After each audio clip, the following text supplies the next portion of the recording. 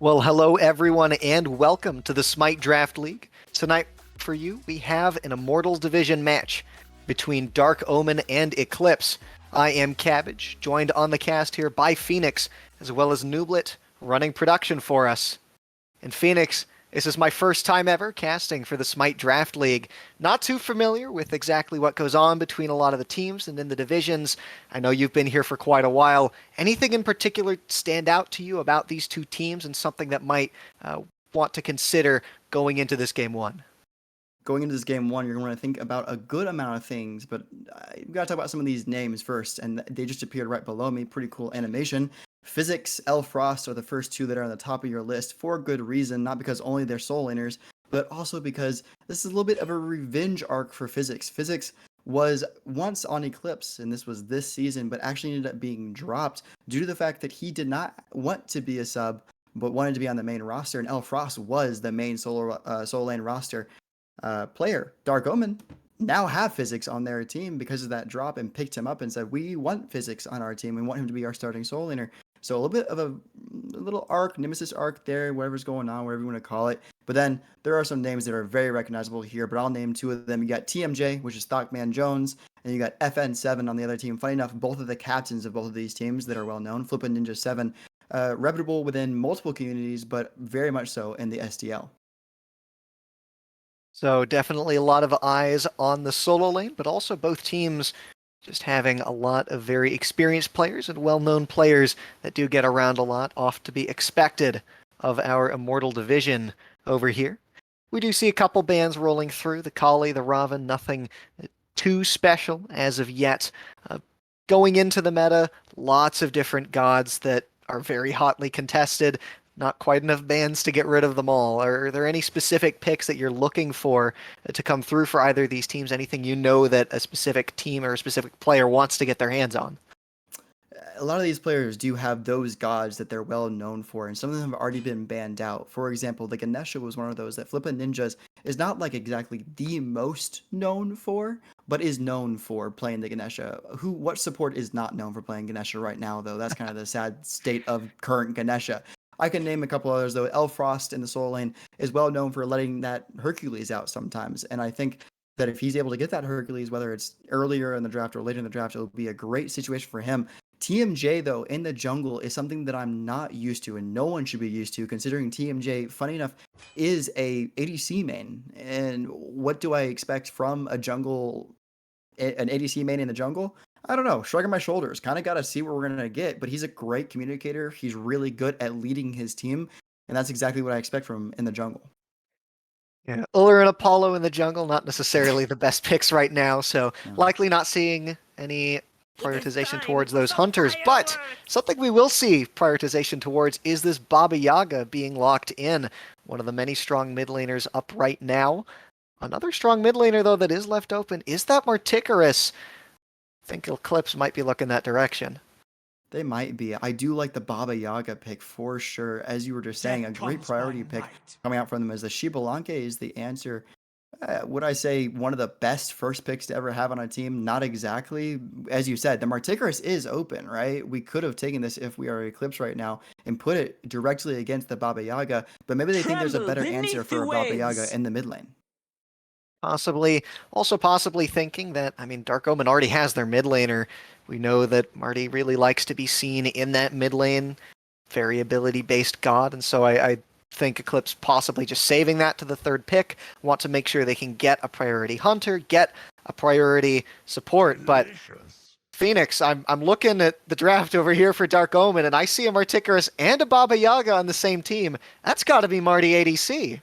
That is a Marty ADC, and as you just said, ability-based gods do feel a lot better in the mid lane, which is why you see Marty in the mid lane so often, but it can still flex to the ADC lane somewhat. It just might struggle a bit more in the later portions, or sorry, the more mid portions of the game, especially when Executioner comes online for most ADCs. Well, they got Executioner online, he's building either Soul Eater or Transcendence, still trying to stack up those items. It's a bit of a different fight, but if you're a good ADC player, just like I think Reaper should be. I have little experience with Reaper, but I know ThockManJones is good at the Marticarus, but that's a totally different player that's not playing ADC for this game. Sadly, we'll see him in the jungle. Didn't expect it Anubis. Yeah, Anubis is going to be the pickup here for Eclipse. Again, probably we're counting on that Marticarus still being up by the time this third pick rolled around, but instead, that's the mid laner they're going to go with. Not a Merlin, not a Discordian, not a Scylla, but the Anubis getting locked in. So expect a lot of pressure coming out of that mid lane. I don't know how I feel about that, considering that you do have ThockManJones playing that Ratatoskr on the other side, unless it goes into the solo lane. If it does go in the solo lane, what a day for me. I love Ratatoskr in the solo lane. I'm a solo lane main myself. I would hope this would go in the jungle because Ratatoskr would do really well against the Anubis, especially because of Through the Cosmos. Just allows for so many abilities. Even if you get wrapped and get stunned out for a second, you can just easily either dash or go into the air and get a kill onto a very immobile Anubis. But keep in mind, what Anubis is really good at is objectives as well as lifesteal. And so the sustain that a mid laner has, it's not like a Zhong Kui or like a Jormungandr mid, which we have seen be pulled out in the previous seasons of STL, but funny enough, banned in this game, so you won't be seeing that. But instead, you'll be seeing the Anubis. A lot of sustain does come from an Anubis mid, especially with Bancroft's Talon and all the lifesteal items that he can stack onto his kit however he wants to. But they're your bans as well. I'm sorry, I'm talking over some of these bans. They're pretty good. Yeah, I mean, I think it is important that we do discuss a pickup like an Anubis Yeah. for this long, but we can also rotate over here towards these bans. Two auto attackers taken off the field by Dark Omen, and an ADC and a solo laner gotten rid of by Eclipse. So the Rama not going to be played, but stuff like the Hachi still left open. But the auto attacker bans really make me curious. Do you think that Byburthe is a player who really likes to get their hands on these auto attacking gods, or does Dark Omen just not want to deal with it? I think it's more leaning towards your later statement, which is that Dark Omen just don't want to have to deal with a basic attack based jungler, and that's exactly what they banned out. Kali Bakasura as well as Ao Kuang are exactly that to the T. And I can understand it a little bit with a Anubis. Anubis mobility, as I was saying, is really bad. Listen but to my words. it's nothing to like. You have to have some type of CC to add into that, and that's why I see this Hoombots come out. I was gonna say Susano was another option to possibly pull some beads and Aegis because that's exactly what Susano does. But in the exact same way, Fear No Evil, a great ability for Hoombots to have, and stacks really well with this comp that Eclipse are going around. A lot of beads are going to be burned by this team. Yeah, definitely that Fear No Evil, the pace setter and game changer. Once we hit that level 5, start getting the ultimates flying through from these junglers. Looking on the other side here, Dark Omen, still 2 picks left to complete their draft, looking at support and solo. Support looks to be the first one they consider as Khepri gets hovered. And Fenix, Khepri is not a god that I see super often, but it's going to get locked in here. You don't see it that often, but I think with this comp, it would work at least a little bit. I don't know exactly what this last pick is going to be, but with the Ratatoskr alone, Ratatoskr, to play him in jungle properly requires a good amount at running at people's faces in a very dangerous form.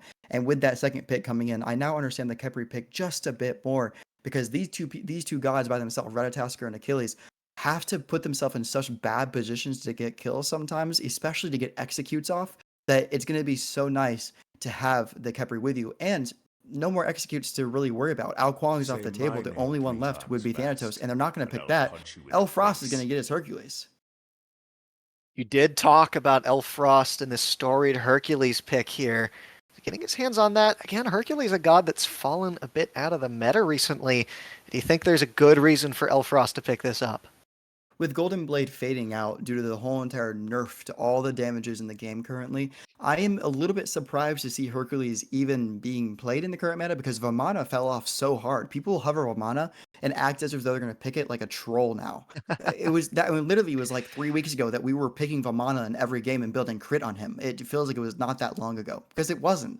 But Hercules is just a god that you can build whatever you want to. You could close your eyes and probably pick an item, and Hercules would still do as much damage and as much protections and have the ability to walk at 5 people and not be scared as he would building the proper items. And those proper items are like Gladiator Shield. Shield of Regrowth is really strong on him, or Breastplate of Regrowth now. But I hope to see Elfrost play it just like he did in the previous patches when Golden Blade was still as strong as it was. Yeah, so this Hercules getting locked in also adds to the CC that we see coming out from Eclipse. So beads beware if you're on Dark Omen. The CCUC, that was pretty fun.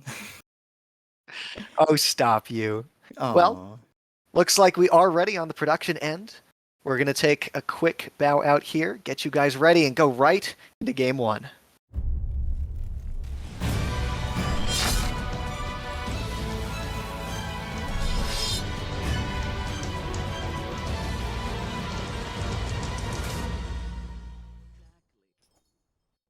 Rightio, here we are in game one of the match between Dark Omen and Eclipse. Again, another thank you to iNooblet on production for running the camera for us as we get into this here. In Fenix, we talked about the utter dominance over the beads that we're going to be seeing coming out from Eclipse. But Dark Omen, not going to be any slouches either. I don't expect them to be slouchers whatsoever. I think that both of these teams burn beads extremely well. That I expect to see possibly a Magi Shelter come out from either one or both of these supports, possibly even the Soul Eaters will end up pulling out one of those items. A great push here from Frost could spell madness for PhysicsDZN, but I think he's in a good state and will use that Shield Bash to go ahead and run away for right now. I'm expecting both of these gods over in the solo lane to be very aggressive, trying to put through damage, and then no one actually going to die unless, like you said, that blood feud we have between these two players ends up rearing its ugly head. StepDentist caught out a little bit, uses the dash, gets wrapped, and has to burn the beads there. And the Anubis, not a pick that we often see in comp Smite, but one that, if you're not ready for it, can often do stuff like that. Just run you down and burn your relics faster than you know what to do. You think of picks in the mid lane, you think of picks like Raw, and that's the total opposite of what Anubis does. Even though their objective secure is just about as equal as each other, when you think about CC ability, Raw has little to no CC besides that flashbang. Just walking at someone as if though this is a CSGO match or a Valorant match and blinding someone, but that's not the big CC. The big CC here is the wrap from Anubis into the straight beam. Should be a lot of kills spelled out for Anubis as long as they can land that big CC. We see a rotation here from both jungles though to the left hand side of the map. Nothing there. ThockManJones will go ahead and back off. Just a rotation over to that shield buff, going to end up going the way of Eclipse. In this earlier part of the game, Byburthe just a little bit more on top of that rotation, gets there in time to secure that. A blink in from XtraLargePoncho goes in on a StepDentist who is forced into the dash. The blast off is just enough to get him out. Now ThockManJones burns the blink, doesn't hit the stun off the acorns crucially. And XtraLargePoncho sitting here, lifesteal on the Anubis. You have to be careful if your ThockManJones gets wrapped on top of the three, but almost manages to return a kill. Fireworks going off in the mid lane here. Already going off. I'm not surprised, I suppose, with an Anubis. Wants to play super aggressive, getting that blink as we saw earlier. Just getting it out there and possibly landing it is all you need with an Anubis. Once you land that wrap, it's basically curtains for any player that gets caught by it because of the fact of all the damage abilities that Anubis has. And that's what we're already talking about, beads. For both of these Guardians, it's going to be essential to make sure that both of these mid laners don't just easily walk at the enemy opposing carries. Seeing both of these supports start shell as it might need to get used here. aParagon gets dove on. An excellent rotation from the Hunbats jumping over. LuneyToons and Byburthe going to combine their efforts to get first blood onto aParagon. aParagon going to go ahead and take that quick fall. I'm surprised because Khepri is so good at actually escaping from those types of situations considering the amount of CC he has. Not as good as someone like a Sobek. But still, it's a Khepri who doesn't have Scare's Blessing as of just yet, because then when that comes online, of course, you're going to survive every one of those engagements. Great rotation, though, there from Eclipse to go ahead and make sure that they get that 1-0 lead going into their favor. We need to go ahead and start to compose ourselves here in the dual lane if we're a Dark Omen. Make sure we get that farm, because this is a level 4, level 5 situation. You're behind by a level, and it's only 4 minutes into the game. Yeah, definitely. So ThockManJones trying to make some efforts elsewhere on the map. Ults in onto Byburthe, but gonna get out relatively healthy here. And instead, Dark Omen now the ones forced back. trying to get aggressive, but nothing quite going to go their way. Instead, just going to take these mid Harpies and walk out. Go ahead and lick your wounds. Take what you can get from what you ended up pulling. Beads are the name of the game. We've said it so many times. If you can pull beads from any of these players, it should be a win for both teams, considering the fact that even though ThockManJones does not have a Fear No Evil on his side as his ultimate, it's still just as scary to deal with a Ratatasker in the air as it is to deal with a Hoombots on the ground. So be fearful. If you use your beads, you should be escalating off of that. Fenix, I'm very worried about this left lane. You talked about it earlier. They need to stabilize here. X-Ball notoriously strong at boxing here, and I feel like if LuneyToons manages to get any sort of pressure, hit the poison darts onto Reaper, could spell danger for this Marticorous. Elfrost trying to get the steal on this blue buff is going to manage to take it away. Combination of the Excavate as well as an auto there. And Physics jumping after, forced only to shake his fist in the air as Hercules gets out. What a nasty wrap there from XtraLargePoncho. That is crazy. I am so surprised to see how many wraps he's landing. It seems like he might have hacks on. NoobLet's going to have to go check after this game. NPC. Yeah, dude, check the UI right there. But here comes the rotation from Flippin' Yeah, StepDentist gets to half. Good CC from FN7, but the rotation from ThockManJones is even better. Gets XtraLargePoncho to half HP, but he's caught within the River's Rebuke, not able to get out. He's going to drop. aParagon goes down as well. And notably, Fenix, Khepri ultimate still up. Khepri ultimate still up, and Anubis ultimate down. That is what Anubis does, and this is what Byburthe does, looking to steal this red buff away off the fact that they just got those kills, and they will. This is both right side buffs besides the speed being stolen by Eclipse. Really well done by Byburthe there. You asked me, what are some of the picks that Byburthe likes to get, and it seems like Hoombots might be one of those picks that he likes to get. Looking at the solo lane, speaking of picks that people like, the Hercules, you mentioned Elfrost, very storied history on this pick. And looking at the build, going first with that Breastplate of Regrowth, not going to be touching that Golden Blade. Golden Blade, as I said earlier, it has faded out of the current meta. It does not feel as strong, while Shield of Regrowth, or now known as Breastplate of Regrowth, basically the exact same thing, besides just a little bit of speed that you get from Breastplate of Regrowth. It feels really good on these like heavy heal supports and soul laners, and that's exactly what Hercules is a heavy heal tank. But here we go, ThockManJones with a gank. Yeah, rotating over onto LuneyToons here, hits the Acorns up into the ultimate, goes Reaper, but not able to land his shots. LuneyToons with an excellent ultimate, able to save his own life, get on out of there. Byburthe not necessary on the rotation. And despite the efforts of Dark Omen, LuneyToons just refusing to go down. LuneyToons is very resilient to most everything, it seems, because this is not the first time that there's been the, invading every buff. I'm not kidding. This is every single buff. ThockManJones is already 2 levels behind. That's how much invasions are going on, Cabbage. This is not a good situation to be in if you're ThockManJones. Let me give him an olive branch, though. What do you got to do? You got to invade your own buffs, but you got to invade with your team. This next blue buff should not be so easily given up, but it is. Look at where Elfrost is right now. Elfrost just sitting on that blue buff in right. But I think that Physics was able to pull that under the tower because it looks like he does have the blue belt around his waist. Good steal there from Reaper on the gold buff. So trying to make at least something back in that dual lane and stabilize. Because if we look at the gold here, Fenix, 3.5k in the favor of Eclipse. And counting, excuse me, that's closer to 4k now. And we're not even 10 minutes in. This is quickly, rapidly going out of the way of Dark Omen. They have to make some big moves here, and that's going to be where the objectives come in.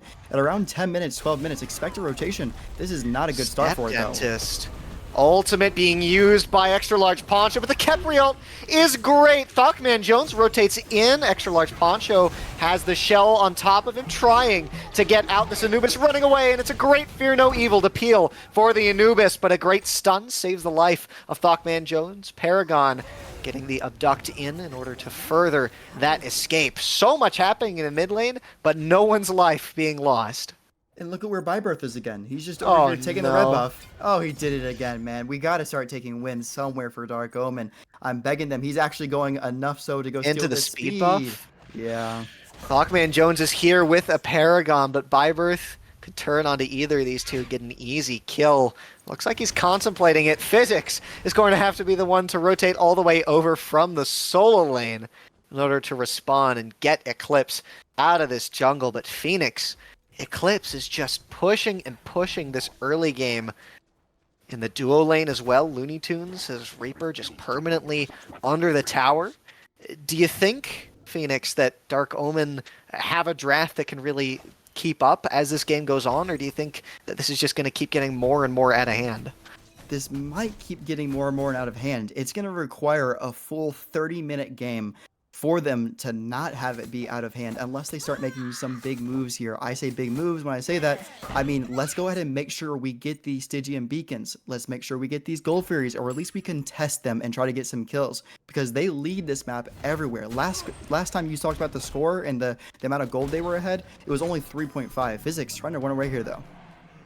Running away here from Elfrost, got pulled in and hit with the Driving Strike, and Elfrost just dashing under tower, no fear. You said a pick he's very confident on, and I think that confidence is definitely showing in his play over in lane here. Just looking at the state of the duo lane, Reaper forced to walk up, throw an ability, and run away. But on the bright side, Fenix, he is a Marticarus, so that one ability does in fact clear the wave, and this could be a very big rotation here for Dark Omen. Elfrost is trying to get out. ThockManJones rotates over, and the Hercules looks like he's going to have nowhere to go. Could it be? It will be the first kill on the side of Dark Omen onto Elfrost. But look, they see the rotation over to right, and Eclipse end up taking that Gold Fury away. Byburthe burns the ultimate, not quite able to hit the Baba Yaga, teleporting in instead, just getting some poke onto StepDentist over in the mid lane. So, it's the best of times and the worst of times here for Dark Omen. They finally managed to land a kill for themselves in that right lane, but you lose the Fury in the process.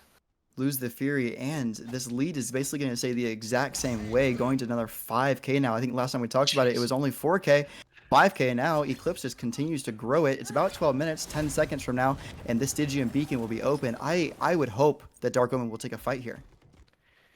Dark Omen need something to get themselves back into this game. Eclipse, though, firmly positioned around this Stygian beacon, and with the rotation of Elfrost over to the mid lane, I think that this is going to be no dice here for Dark Omen. Eclipse end up getting that and continue to further their lead.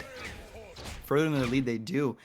Speaking of their lead, look at where they are in the jungle. They feel no fear doing this at 12 minutes into the game. They are 3-manning Paragon. Paragon just chased into his own jungle. River's Rebuke burns, so is Khepri ult. I don't think that's going to save you, pal, as Paragon goes down. Now Hunbat's looking over to the left lane. Reaper safely under the tower. Sitting at half HP, though, has to be quite careful.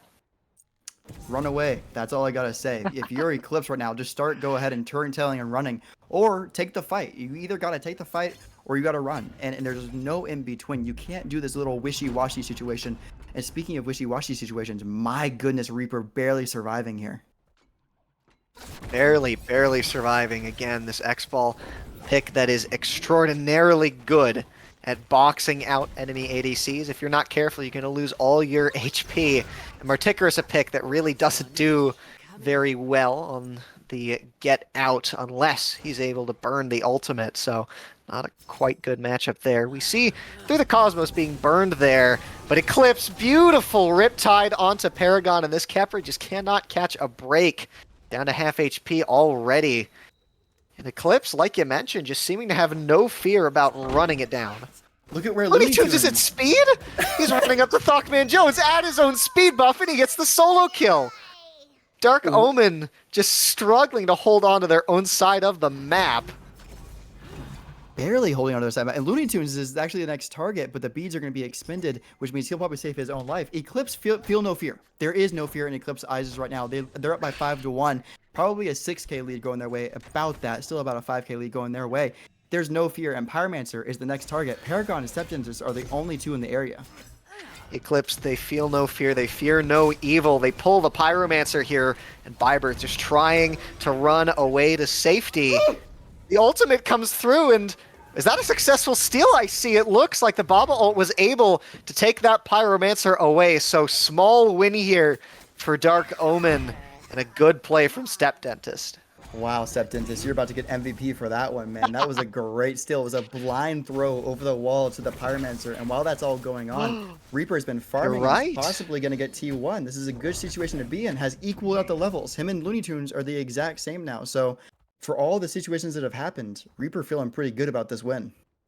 And if we're looking at where the current experience lead stands, I think a lot of it has to go over into the support role right now, because hold that thought, Reaper getting dove onto. Byburthe uses the Fear No Evil. It's beads and ult expended by Reaper on the Martichoris. FN7 now rotating around, but he sees the presence of ThockManJones on the Ratatosker, waiting till XtraLargePoncho joins in. Paragon has to dash out. It's 3v4, but Eclipse instead grouping up around this Primal Fury. They say that this is going to be worth a lot more than that purple buff, but they have to be careful. It's still a 3-man grouping from Dark Omen with Baba shortly on the way. Up into the ultimate goes ThockManJones. Surveying Vantage here. Instead, just going to back up, go for that camp. Frost makes a rotation over from the solo lane, blinks in onto Reaper, and this Martichoris just trying to get out, no ultimate to his name. Khepri ult, though, is good, and that is going to get the Martichoris out of dodge.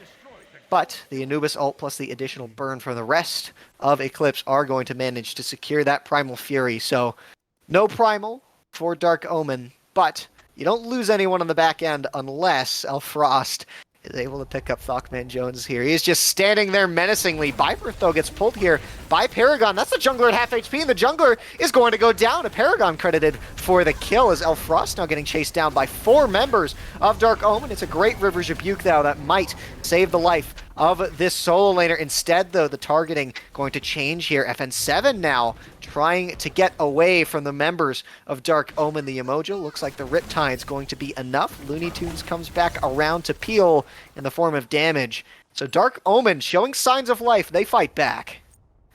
I hope they keep fighting back. That's exactly what they need to do. I loved Frost just standing at the speed like Patrick in the corner, like he's standing there. Menacingly, as you said, very scary to see Hercules at your speed buff. This left side speed buff has been bullied now by not only LuneyToons, but the solo laner. So both lanes have come over here and said, this speed is ours and no one else can have it. And it's kind of true. And LuneyToons actually ended up getting the kill on the ThockManJones. I am surprised to see that the lead is not more in the favor of bots. Byburthe has been doing really well this game at only a 1-1 score. But actually ahead right now is ThockManJones, a level ahead at that. Feeling pretty comfortable with where he is as far as farming goes. I don't know if that Physics feels too comfortable right now, though. Physics getting dove in on. Byburthe makes the rotation, but I mean, this is a pretty tanky Achilles. You have that Glad Shield up.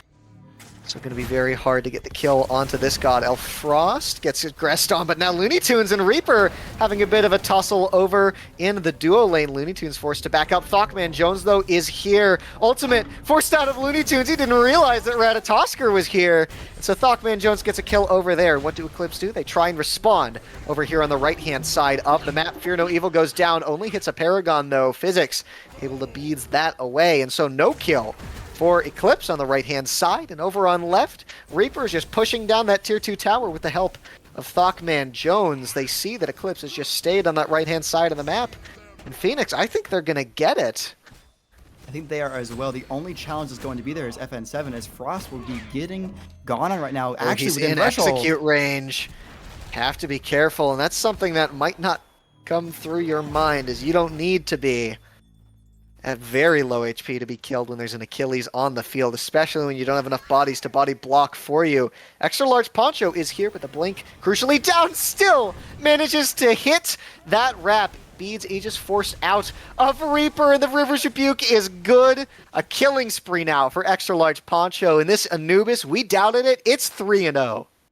We doubted that, and guess who I did not doubt, though? Flippin' Ninja 7, or FN7, has landed, I think, 3 of the best River's Rebukes I've seen in Smite history. That was a great corner hold. He didn't even need the Whip Wave to make sure that he did not get out, the Riptide, excuse me, to make sure that he did not escape. It was just the River's Rebuke by itself. He did one in the bottom left-hand side jungle. He also did one at the Pyromancer. Beautifully done on this Emoji gameplay from FN7. I'm really happy with how he's playing it. Pyromancer now being pulled here by Eclipse. StepDentist gets dove in on by Byburthe, but this Baba Yaga is tanky, healthy, does good damage, but is not able to steal away that Pyromancer. StepDentist, though, sitting here at level 17, ahead of the levels of a lot of the members here of Eclipse. In Fenix, as this game has gone on, it seems like the lead that Eclipse had has started to wane. Only down to 3.5k where we were a while prior. FN7 getting abducted in by Physics, but this is a very tanky Umoja. Not going to go down that easily. But it just seems like Eclipse has not been able to continue pushing the lead that they had despite getting all these neutral objectives. They've dropped a kill or two here or there, lost some farm, and now it's Dark Omen who seem to be the ones pulling the Fury. Great call on their part. They probably should hold on to this, and it's already down to about half health. I think Eclipse needs to get in there. ThockManJones up into the ultimate. Ultimate burn. Fear no evil is gone. ThockManJones goes in onto Byburthe. Physics, though, caught out on the front line, gets wrapped. Byburthe within execute threshold, getting run down by the Marticarus and the Ratatosker.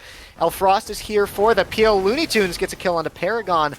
All the meanwhile, Physics versus LuneyToons over in the back line, but the Achilles is low. LuneyToons trying to find the kill, but he's hiding in the grass, gets the blink through, gets hit by 2 autos, and that's going to be enough to take the kill. XtraLargePoncho manages to laser beam down ThockManJones, and so the Ratatosker are going to fall as well. LuneyToons steps a little too far up close to the Baba Yaga and is going to lose his life. Try to go a little too far under the tower. Elfrost, though, gets the driving strike onto Reaper, and it's a double kill here for XtraLargePoncho. He's now on a rampage, 5-0-3 for the Anubis. Still healthy enough to do the objective. Healthy enough and feeling great after that. And we were just talking about how Dark Omen might be coming back into this game a bit more, but instead, Eclipse come into that fight and do that. That was a miraculous work by them. Another great River's Rebuke out of FN7, as well as a great ultimate coming from Anubis. XtraLargePoncho, as we doubted it, I think that you doubted it and I doubted it. We can't separate ourselves at this point and say, oh, I thought Anubis was great. 5-0. 5-0, getting kills. Kills don't mean everything, but so does player damage, because he's number 4 on the board right now, along with the rest of his team.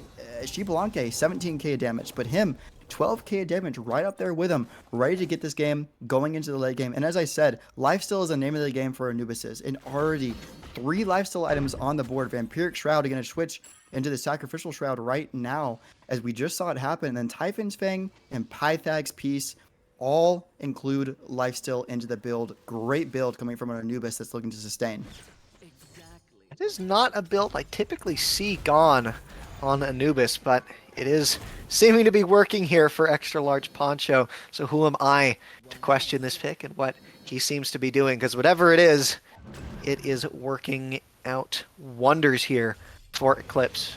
But now Eclipse grouping up over at this Fire Giant seems to be the next point of contention between these two teams. Going to get ward control over this neutral objective. I don't know if they can pull it quite yet, possibly looking for a pick. But look at this, Reaper pushing down the left-hand lane. aParagon gets caught out of River's Rebuke now. Going to be dropped on top of him. Khepri ult is forced out. Physics now on the rotate in, gets a double stun. XtraLargePoncho burns the ultimate to secure the kill onto this Khepri. It is going to be good. Elfrost now chasing down ThockManJones, but the left Fenix is in peril while all this is going on. Eclipse have yet to pull the Fire Giant as well. They're chasing down Physics. Fear no evil goes in onto the Achilles. It's a stun as he starts to run away. Driving strike, not going to stun out. Ultimate forced out.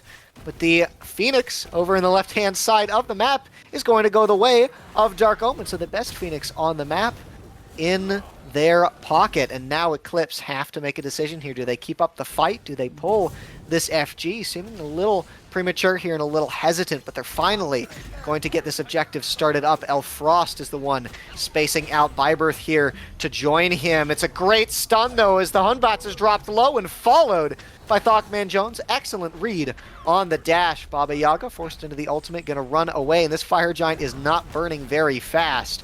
Reaper is almost rejoined the fight, and XtraLargePoncho in the meanwhile might die, yes, will die for the first time this set. StepDentist manages to get out, was low, and Eclipse do manage to secure the Fire Giant. They get the kill now onto ThockManJones, but it's just FN7 and LuneyToons here. Ultimate use by Reaper, chasing down the Yemoja, who's just trying to make his way out.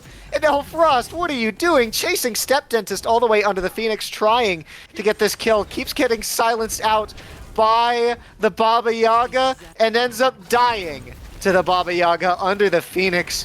What a world here is LuneyToons also going to go down to Dark Omen. What a fight. They get the Fire Giant. Eclipse got the Fire Giant and then did that. Dove a Baba Yaga with, like, I understand, like 2% of her health, but a wild dive. Tower still standing on the right-hand side, T2, but instead diving into the Fenix, avoiding everything. Once that one kill into StepDentist, it might be an ego thing. We might have to be showing, hey, I can get kills pretty easily, and pretty low is Physics. Not going to die right there. And here is Reaper back in after getting the wonderful-looking Pyromancer bomb, and might be able to use that bomb because we already have a Phoenix down on the left-hand side, 2 towers standing in mid and in right on the side of Eclipse. Let's go ahead and use that runic bomb to possibly get some more objectives. They would like to have that, especially because they're still behind in gold, even though they got some good kills on the right-hand side of the map. 63k, 67k, 3k going the way of Eclipse. It's beginning to matter less and less, though, that lead. As the lead starts to dwindle, people start hitting level 20, and builds start to get close to finish here.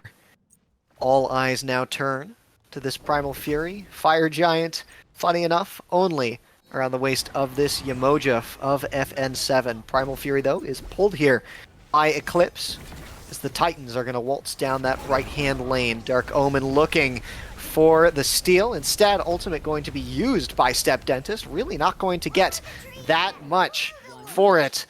Through the Cosmos now being used, ThockManJones going to try and find some engage onto the back line or even the front line here of Dark Omen. Needs to get something, doesn't get anything. But XtraLargePoncho goes up a little bit too far, gets executed by Physics. It's a great fear no evil, but as the damage there on the other end, the Khepri ult is what is going to be there to keep Paragon alive. Reaper gets caught out by the Riptide and the River's Rebuke. And so it is a 1-for-1 trade as now the Khepri trying to make his escape. Frost blinks in, doesn't manage to hit that pull, though. ThockManJones rotates behind and gets the kill onto Byburthe, has the dash in order to make his way out of dodge. So quick in and out, 2-for-1 trade here in the favor of Dark Omen.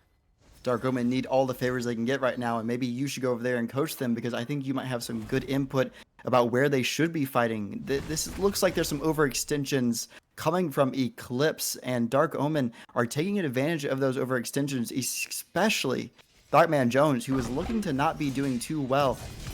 Putting their eyes to these Titans now, pushing down the right-hand side. A little bit late to be doing that because both are already dead, which means that the right-hand side of the map will stay equalized at both having T2s. I hope to see, and I would pray for, a good option for Dark Omen to get back into this game besides just a left side Phoenix. We need to get a Fire Giant. We need to get a humongous Gold Fairy. We need to get some really big fights going our way if we want to win this game here and now. But you can continue to delay the game. They have a great defensive team. Ratatasker, Baba Yaga. Some of these gods are some of the best at defending high Titans or Phoenix defenses at that. And here's a Gold Fairy possible pull coming from Dark Omen. Eclipse is in the area though. Primal Fury is going to be pulled here by Dark Omen. Frost and the rest of Eclipse do see it happening, and so they're rotating in to try and put a stop to this. Physics, though, gets a one-way ticket to the back line as Byburthe takes a lot of damage to ThockManJones, but he is pulled in to 5, forced to use the ultimate in order to get out. You can see Paragon trying to line up the ultimate there. Reaper gets caught out by Frost through the Cosmos now being used. ThockManJones looking for a target or an escape. An escape is going to be what he chooses. An Eclipse resurge, and they manage to push Dark Omen off of the objective. But the fact that Dark Omen is fighting back like this at this point in the game, despite how far behind they were early, speaks volumes to their tenacity here, as the Primal Fury is still being burned down. Going in for the steal is StepDentist, and he is not going to be able to get it. Eclipse secures the Primal Fury as Reaper looks to be the next thing they hope to secure. Frost not going to land the ultimate, and instead is going to take a whole boatload of damage on his way out of the fight. aParagon forced to use the Khepri ult on himself. River's Rebuke separates things, separating the Khepri off from his team. Byburthe gets the kill on to Paragon. So they'll get the Fury, and they'll get the support, and then back away. I love these calls from Eclipse. They are so clean and so textbook, and I hope they keep doing that. This is what you want from Eclipse if you're a fan of the Eclipse brand. You want clean calls from your captain, and that's exactly what FN7 is doing. Not only landing great objectives calls, but landing the abilities and using the mechanics that all these players have had for so many seasons. XtraLargePoncho, I don't know if I've seen him miss a wrap yet. I don't know if I've seen FN7 have a bad River's Rebuke yet. I don't think I've even seen L Frost miss a really big push. He got that one onto Reaper right at the bottom left-hand side of your screen at the Gold Fury, and that was what initiated that fight. And there's another push for PhysicsDZN. PhysicsDZN dropped to half HP, trying to challenge that Pyromancer pull. Instead, StepDentist now going to be the target, but this Baba Yaga incredibly tanky. But what use is that? Ends up getting low, but still manages to stay alive thanks to that alternate timeline, a pickup we didn't talk about earlier. LuneyToons, though, goes down to ThockManJones as Physics getting burned through by the rest of the members of Eclipse, and the laser eyes going to seal his fate, cannot escape the gaze of this Anubis. Pulled back in. Paragon thought he was out. Pulled right back into the waiting arms of Eclipse. Elfrost, though, needs to back out unless they're able to take this tower, and it looks like they will. Eclipse secure this T2 tower for themselves, and they're moving Fenix. Are they going after this, well, Fenix? I think they are, and that's a big threat because it's really early in this game to be going for it, especially without Fire Giant, but Byburthe crawling very low, as well as L Frost. Fenix goes down, and now Reaper has to be careful, fearing for his life. He gets pulled in, forces out the beads and the ultimate from this Marticarus, but Frost is still walking forwards. He just will not stop. Pushes ThockManJones into the rest of his team, and he's healing up off of himself and the Yamoja. Ultimate now used by LuneyToons, but Eclipse need to run away. The Baba Yaga has rejoined the fight. StepDentist does not want to let them out for free, but it's a brilliant wrap into the ultimate, plus the 3 from XtraLargePoncho. Phoenix, I did not see that one coming. XtraLargePoncho, I told you, has not missed a wrap yet. I was not lying when I said that, but might have missed the Oh, facts. no. Oh. Has to expend the Blink to get out, but thankfully Blink traded by PhysicsDZN. Almost ends up losing his life there. Would have been completely tragic, but while that all goes out, Phoenix, the Pyromancer gets secured, and as I'm saying there, ThockManJones just barely misses the ult. How many times are they going to just barely miss the backs here? Well, Elfrost, though, not having a hope to back, instead pushing DZN into the rest of his team as they back up to their tier 2 tower, wait for the rest of their teammates to rejoin. And something we haven't really mentioned yet, Phoenix, but the sustain from the Yamoja coming in late game. We talked about lifesteal on Anubis, but how about straight up healing? Straight up healing is great, but keep in mind that there is a counter to it, and that would be the Pestilence, the Brawler's Beat Stick, and the second Pestilence you'll see on the side of Dark Omen. That's a great call from them to counter the healing of Elfrost and Yamoja. But here's the Fire Giant, though. Oh, great pull onto PhysicsDZN, and a good wrap as well. Gets that Achilles down to half, forces out the beads, though. Still has access to the ultimate. A stun now onto aParagon, and Eclipse doing the right thing. They see that they have an opportunity to go for some kills here. The Phantom Shell is now burned here, and the Fear No Evil goes in as well, but Byburthe loses his life to Reaper all the meanwhile, and now through the Cosmos goes in. FN7 is low, so is LuneyToons. Ultimate now comes out from XtraLargePoncho, but he needs to run away. Rat and is down. No, XtraLargePoncho now being chased down. The Anubis gets rooted in place, gets abducted by Paragon. FN7 goes down as well, but XtraLargePoncho is still alive. Finally goes down to the efforts of PhysicsDZN. What a split fight.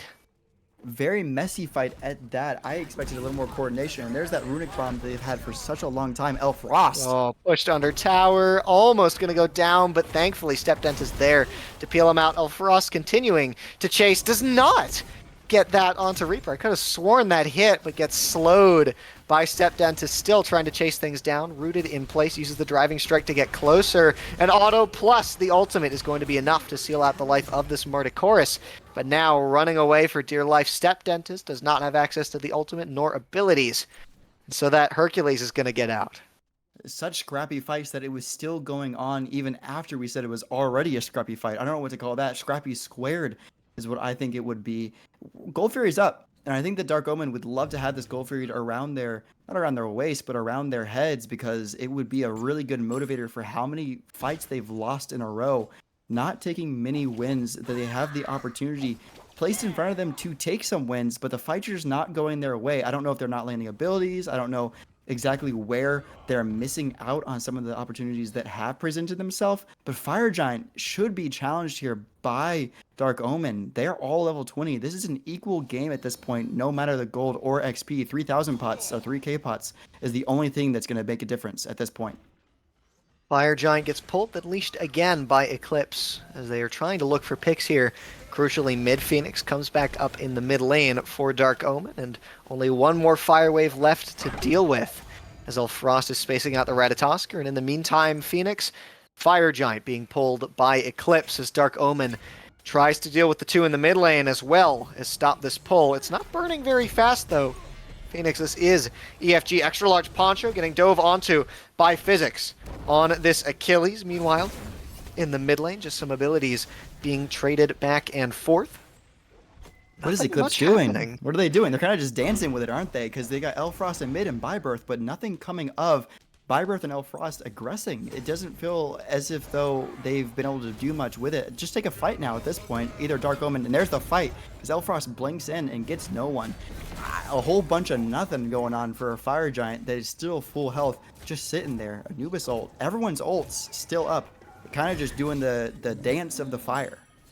I mean, if we look at both teams, really, the only clear engage I see is going to be either jungler just ulting in, or maybe a wrap from XtraLargePoncho, a pull from Elfrost. If none of those come through, then I think both teams just going to decide that the fight is not for them. So they just back up, and we continue this oh-so-important dance around the Fire Giant. But a crucial Riptide burns the beads now off of this Marticarus. See some aggression coming towards Reaper in the future. Instead, aParagon gets pulled in, has to burn the Phantom Shell, isn't going to be able to get out, dies with his ultimate in tow. So Eclipse now might see their opportunity to pull this objective, but still 4 members up from Dark Omen. You only took the support off the board instead. They're going to heal up, try to look for some aggression onto someone else. Crucially, though, Blink is down from Elfrost in the solo lane. So they pull the objective, and Dark Omen waiting for their opportunity. Fear No Evil is still standing right now. Could be used whenever they want to. That would be a great fight initiation. XtraLargePoncho blinks in, gets stunned out instead by ThockManJones. He's burning the Ratatosker, but loses his life in the process. And ThockManJones is able to make it out, and that is a disastrous turn of events for Eclipse. Now trying to burn down this Achilles, and they will manage to do so. ThockManJones tries to save the life of his solo laner, instead only loses his life in the process. StepDentist, though, incredibly healthy, and though the kills favor Eclipse, the HP bars do not. Elfrost is now the target of the aggression as the rest of Eclipse.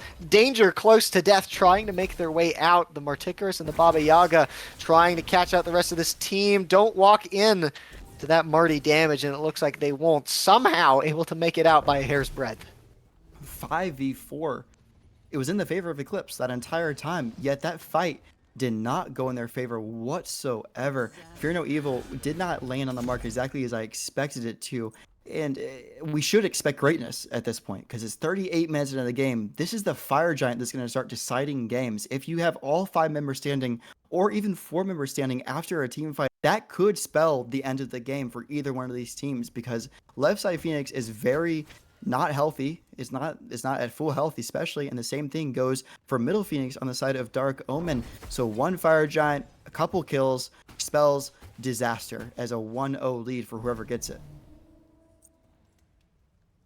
Still, both teams having 5 members up. Hold that thought. Paragon gets hit with the Riptide and now pulled back in. And this combination of the Emoja plus this Hercules has just been completely devastating for any frontliner who gets caught on the side of Dark Omen.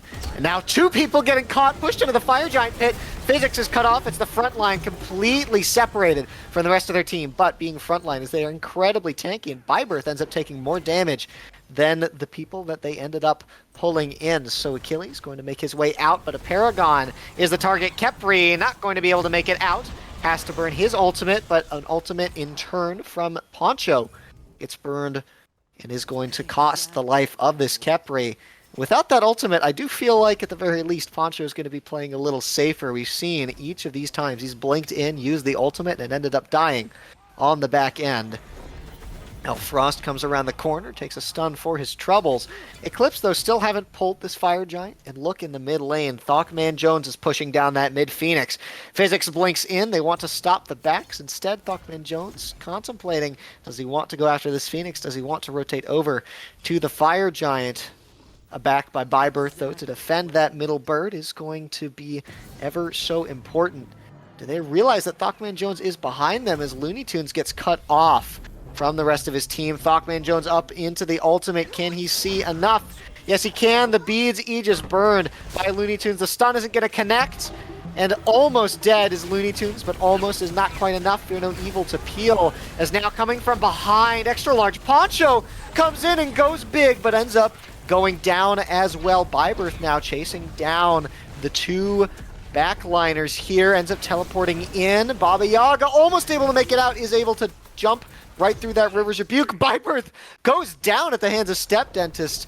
Blown up by the Baba Yaga. Reaper not going to be stunned here by FN7. Elfrost, though, comes in, and this Marticarus might just lose his life. The Driving Strike not going to be good, and the Khepri ult going to be even better to get this Marticarus out.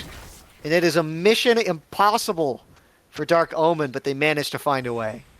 Mission Impossible is the name of the game for both of these teams because it seems like it's impossible to get this Fire Giant. Fire Giant is the winner of every one of these fights because it's still standing. Pyromancer is going to go down right here thanks to the hands of LuneyToons and Eclipse. Yet Fire Giant has been here the whole time, overwatching it. Surtur is in the game now, but this one might be stronger than Surtur because even though it can't move, it can't do everything that Surtur can do as the god, the Fire Giant. This one seems quite strong, and Gold Fury going to be the target instead of Fire Giant. Dark Omen on the right-hand side of the map. I would hope to see a little bit of aggression here from Dark Omen and possibly just going to the right side of the jungle because 3 members of Eclipse are over here doing the Gold Fury. That Fire Giant is wide open for their taking if they want it. They have it really well warded. You see all those blue wards? That's all them. Dark Omen knew that Eclipse was not around the Fire Giant, but not going to react in time to pull and burn that objective. In Fenix, I do distinctly remember earlier on when we were talking about the lead that Eclipse had early on in the game, which at this point is just null and void. The lead that Eclipse had earlier on was having us say that Dark Omen was not going to be able to stay in this game unless they were able to fight to 30 minutes. Well, Fenix, it is 42 minutes, and we are still no closer to the end of the game than we were at that point. Not at all. We're still here and still fighting, and it feels like these fights are not as effective as we would wish. We want to see fights actually end and close out. 5 people actually dying, but it's always 3 for 3 or 2 for 3 and then an overextension by Eclipse or by Dark Omen that ends up going against their favor. And once again, Elfrost has no fear in his bones. I think we said that at like 5 minutes into this game, has no fear right now at 43 minutes in the game, just walking at members. You see this? He's just no problem with doing that, and actually only takes like 5% of his health. It's barely anything, and it's all healed back up within 3 seconds. The Elfrost knows that if he gets a solid pull and a solid driving strike off the back end of it, that could just mean a game win at this point. People dead for so long off of a loss of a single fight here, and so neither team really wants to make that commitment unless they see an ample opportunity. ThockManJones going to push down that middle Fenix here. So Dark Omen a bit split up, and Eclipse, they pull the Fire Giant. Oh no, Byburthe is the only one in position right now. He still has Fear No Evil. Elfrost is going to back. He's backing to defend, so the Fire Giant is being 50-50. Eclipse smartly going to back off this objective as Dentist forced to use the forced to use the dash in order to get out, but the beads were expended in the process. Still has access to the ultimate should she need CC immunity, but can't do it in the middle of the CC itself. So that is a big pickup here. Looking at the relic situation, Elfrost has burned the blink. but the beads off of StepDentist could be something Eclipse want to capitalize on in the near future. Important to note that mid Fenix is low on the side of Eclipse, but neither team really pushing the envelope here. It seems both of them just content to poke it out and wait till one of them gets lucky. Luck is all that we gotta do. We gotta get some luck. We gotta get some challenges. We gotta kill some gods and goddesses on this battlefield because no killing is going on. It's all just kind of standing there and looking at each other. We talked about standing there and looking at each other menacingly, and that's what all 10 members of this game are doing. No one really trying to be aggressive. We have FN7 taking a look at aParagon. River's Rebuke is up. All ultimates are up at that. Let's go ahead and try to kill aParagon here, Eclipse. Let's go ahead and jump in and get a free kill onto one of these easy picks, whether it's StepDentist or Reaper. Go ahead and make him go into Death from Above. Let's play aggressive. Eclipse, though El Frost loves this mid lane, needs to group up as 5 and just pull this Fire Giant. Force Dark Omen into the Fire Giant pit. There's a lot of options for Eclipse. This is by far one of the longest Fire Giant dances I have ever had the pleasure of casting. I guess no better time to do it than my first ever cast here for Smite Draft League, and no better co-caster than Fenix, right here with me in chair 2. Pyromancer being pulled and secured by Eclipse. And both teams, realizing that something has just happened, decide that nothing should happen for the next minute or so. They get to make that decision. They Oh, decide, hold on. StepDentist is caught out, able to dash out crucially away from the Hunbat's ultimate. Physics is around the back, does manage to finish off Byburthe with the help of the Marticorous dot damage. StepDentist is low, but does not end up falling in Eclipse now in a very dangerous spot. Down a member. They're still pushed all the way up to the base of Dark Omen. They need to run away as soon as they can. Hunbat's dead for 60 seconds. Byburthe crucially lost his life in the tail end of that fight, and so Fire Giant possibly the choice to be pulled here by Dark Omen, but instead they're going to continue the aggression. A blink in and a stun from Physics results in some good poke, but the ultimate in hits 2 LuneyToons, forced to use the beads as a great ultimate, but it's an even better Khepri ultimate to save ThockManJones' life as he goes in for the re-engage, picks off the Xbalanque. And Fenix, Dark Omen, is running down the mid lane. Could this finally be the end of this game? No FG required. This Fenix is the target. Great River's Rebuke, though, from FN7 to stall the aggression as Eclipse just tries to pump some damage through and defend this bird. And it is not dropping fast. Backdoor protection still up. Physics gets pulled in, but he's keeping the backline occupied all on his lonesome. No deaths yet for Dark Omen. Byburthe has come back up, so the mid Fenix goes down for Dark Omen. We're gonna rotate back over to the Fire Giant. LuneyToons is now dead on the side of Eclipse. Dark Omen lost no lives in that fight around the Fenix. Fire Giant fight, still the winner. Fire Giant's the winner of this entire game. I would say 1-0 Fire Giant. Let's leave Eclipse and Dark Omen at 0-0 because Fenix has fallen down in mid, left, and mid, so 3 Phoenixes falling in this entire game, and never the case with a Fire Giant around the waist. And when Fire Giant even was gotten, if you keep that in mind, it was only person with the Fire Giant around their waist, so very little amount of actual Fire Giant play going on, especially very little of the enhanced Fire Giant going on. It still stands right there looking at everyone grimacingly, or more like sadly, because I think that Fire Giant wants to be around someone's waist, but just has not had the opportunity to be there yet, considering these fights have been so extended and so going a little bit of both ways. But look at the runic bombs on Eclipse's side. This is going to be a quick Phoenix take. Yeah, if they do manage to win a fight here, but if they manage to win a fight, could also be game as Paragon gets trapped in, and the CC chain is just so much.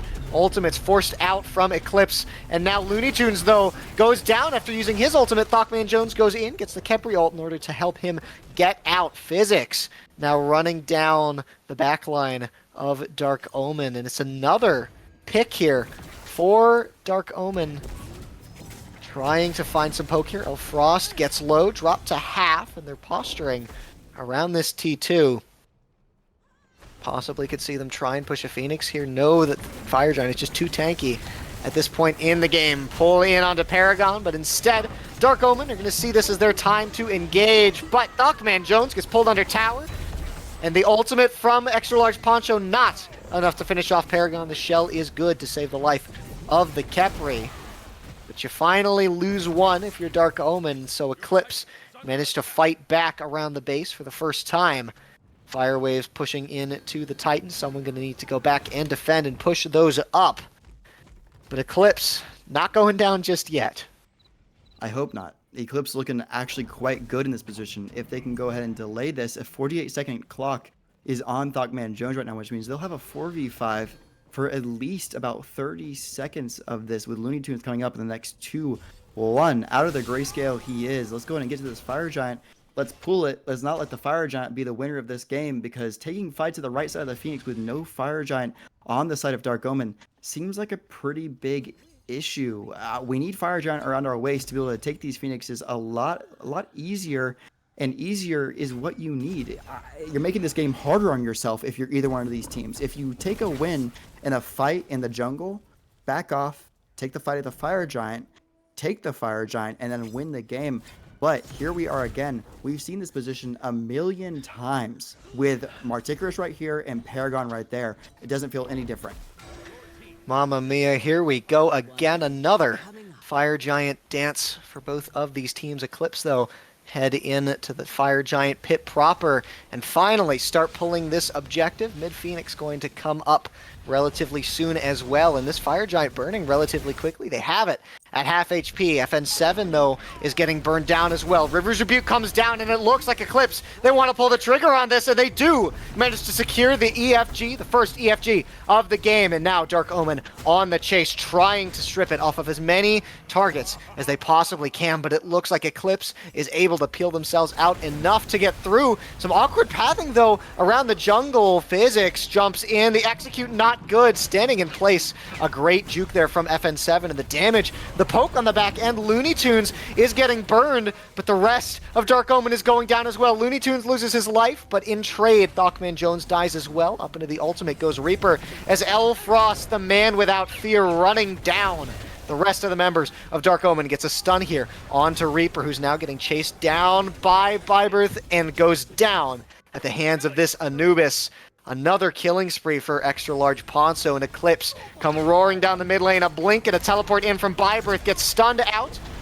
Possibly enough to save the life of this Baba Yaga, but they're pushing down this mid lane, and we said that they have so many runic bombs, more than they know what to deal with. This Fenix is a foregone conclusion, didn't even need that second one.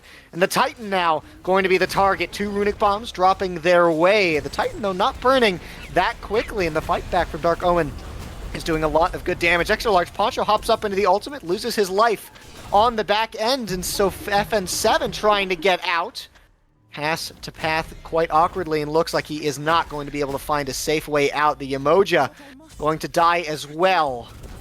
So they get the mid Fenix. They still have EFG on 2, one of them being the front line, but you only get that mid Fenix in trade. You talked about the safe route right there, and the safe route for Eclipse was not to go for the Titan and an end immediately like that. I understand that you guys have an Anubis, but it's not going to be enough of a threat against Baba Yaga that still has ultimate and still has a ton of damage in the pocket, as well as a great CC god in Physics and Paragon. Instead, this is Dark Omen now looking to push into the middle Fenix. They want this back with Enhanced Fire Giant on the waist of Eclipse. All onto Physics, though, pulls him right into the waiting arms of LuneyToons, but the rest of his team is there to get him out. But this mid Fenix defense here, especially combining that with the fire waves, forces out the Khepri ultimate, but it's still 5v3. Fear No Evil is burned. ThockManJones goes in to the back line, but LuneyToons absolutely eviscerates the Ratatosker. ThockManJones, where did he go? He was there for a second. He's no longer there. He's a Cleo in the wall, right? He's every god that disappears. He's Loki and invisible. He's Nuwa in the cloud. It's no longer there. I'm sorry. Leave a message at the beep kind of like situation. An angel's kiss. Yeah, basically. Exactly like that. I liked Eclipse. They're both playing great defensive games, both of these teams. It's just someone's got to do better on the offensive, I suppose, because that's what wins games, is a great defense and an even better offense. 54 minutes into this game, Enhanced Fire Giant still around the waist of 3 members of Eclipse, or 2 members of Eclipse. this could be a safe route push here. I'm surprised to see it considering the last call was to go for Fire Giant. Sorry, to go for the Titan. Let's go for left Phoenix. Great call from Eclipse. Phoenix, I've been talking about firsts, and I believe this is my longest cast that I have ever done on a single game. And so, Eclipse and Dark Omen. Eclipse hoping to end this game as soon as possible. They go in. XtraLargePoncho blinks in onto StepDentist. This left-hand Phoenix going to go down as well. And so now 2 Phoenixes destroyed. Still a T2 tower, though, left and right, so can't go right after that. EFG still around the waist of 2, but it's going to be falling off in the next 5 seconds here. So Eclipse, this game continues, but they finally hold a substantial advantage. Most importantly, those fire waves pushing down the left-hand lane.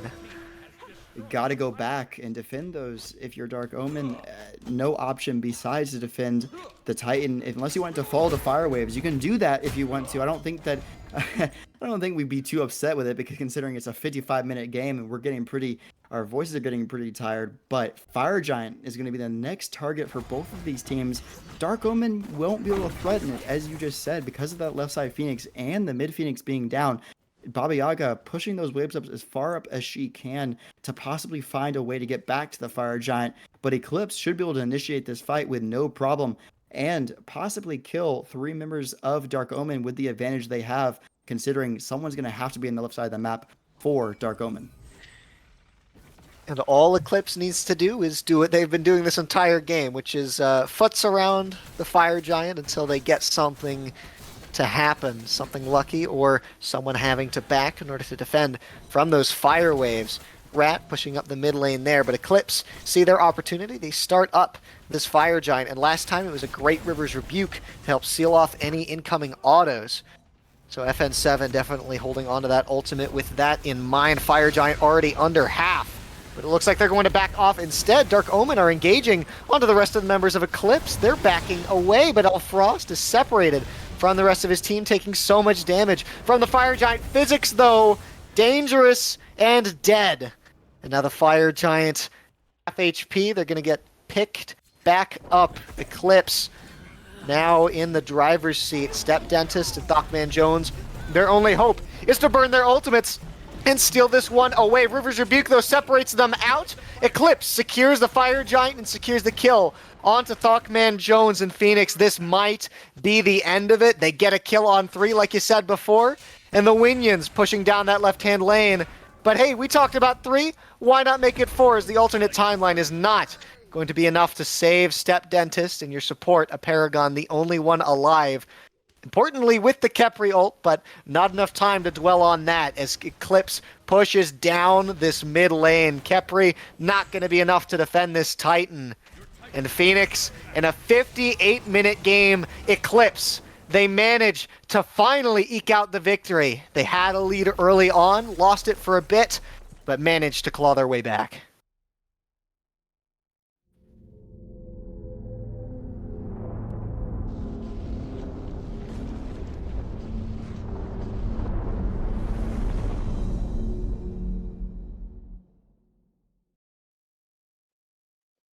Welcome back to the desk, Fenix. What a game that was, a 58-minute barn burner. A banger at that. And look at that Eclipse little logo was super cool. I saw your face go, and yeah, that's exactly what I was saying after I saw that Titan finally fall. Thank the heavens for that, because it took quite a long fight for it to happen.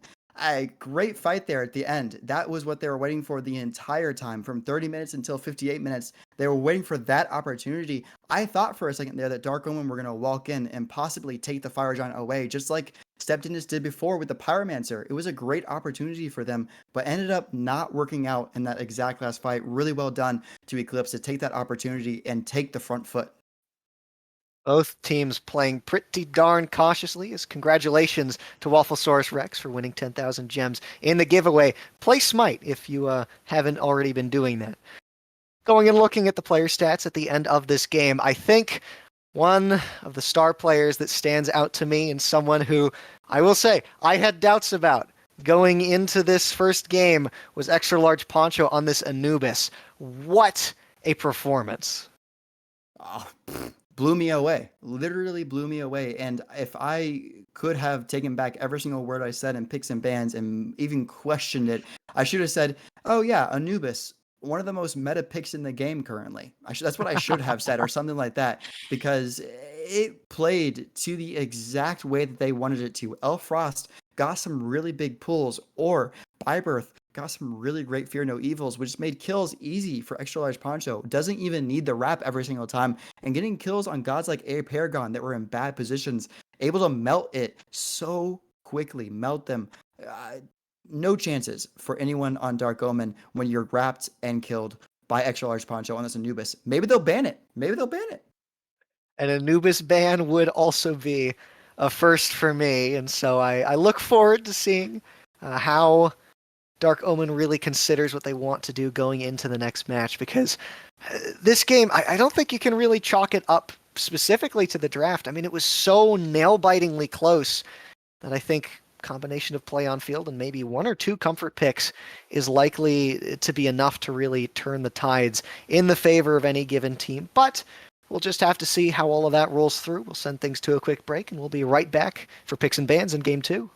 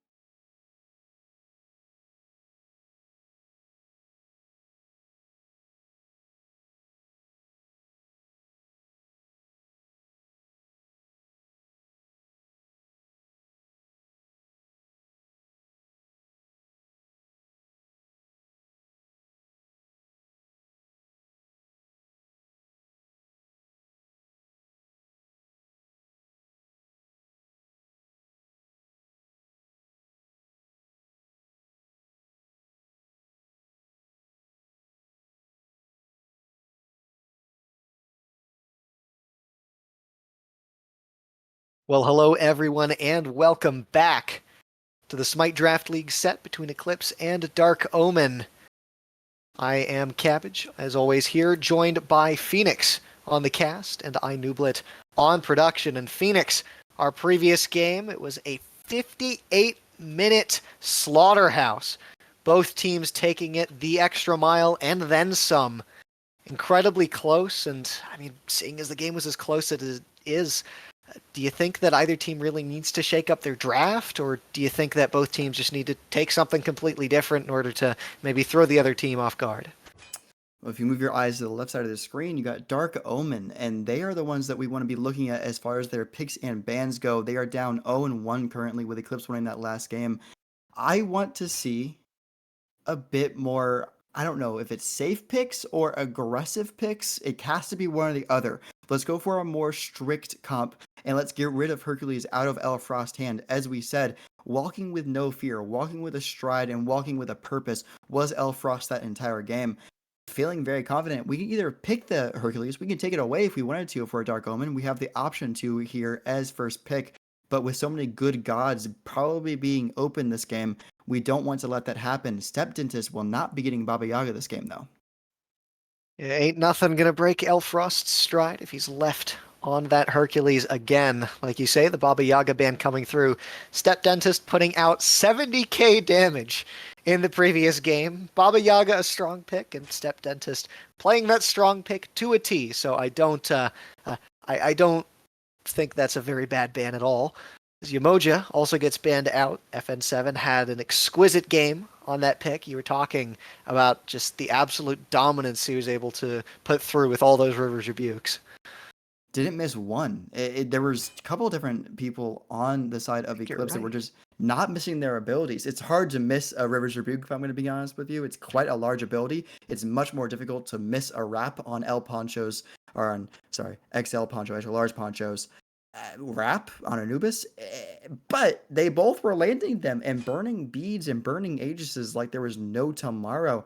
But speaking of burning Aegises, there's another couple big gods open, including Marticarus, which possibly could go in the mid lane if Dark Omen want to take this again and put it in the mid lane instead of the ADC, or Hachiman, also a great pick here. Marty, Hachi, notably Thor, also still left open. That was a pick banned in the previous game. We also saw Ganesh as one of the bans previously, though not as high priority, still one of the better Guardians. And I guess I'm going to eat my words. High priority for Dark Omen. Ganesh picked up first pick. I love this first pick, and we love it, especially on a guy like aParagon. We want to take it away from FN7 because Dark Omen banned it last round. I believe it was them.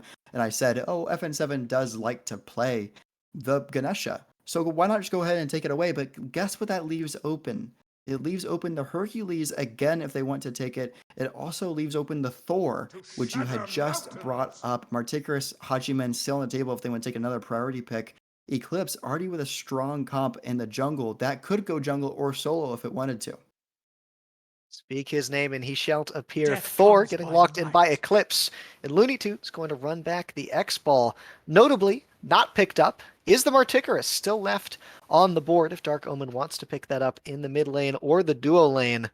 A little surprised to see that not get picked up within these top three. I am surprised as well, The but law Tyr, returns to this land. Opt for Physics does like his Tyr, another name, another god that you kind of associate with each other in some ways. I associate Physics more with the Achilles that he played in the previous game, but I like the Tyr pick. Do I like it this early? Not as much. It's not going to be a flex pick. It's not going to go into the jungle or anything like that. Rama, Hachiman and Marticarus were both open. We're going to take the Rama instead. Good pick in the ADC role. We said that there are some up-and-coming ADCs, and Rama is one of those ADCs that kind of faded out and then is coming back just a little bit as one of the top 5 ADCs in that lane. And notably, Rama and Tyr were both banned out in the previous game, and so getting a first look, Dark Omen allowed to play these two picks. There must have been a reason that Eclipse banned those out, but hold that thought, Fenix. I haven't seen this god in a while. It's Sobek. Yeah, let's get some dashes going. Let's get some big old plucks going on. His booty is the best booty. His booty is the best booty. Hopefully, if he plays that skin, he'll be able to use that word. I always got to make sure that whenever I'm casting it, that we say pluck, P-L-U-K. Yes, so don't confuse that very with important. a different word. Sobek can do that other word. He can do that to some of these enemy Dark Omen gods if he lands the pluck. But Very It has true. to happen. It has to happen. And if you miss those plucks, you don't get those kills and you might end up dying yourself. So a very dangerous god to pick, but a hardy one at that.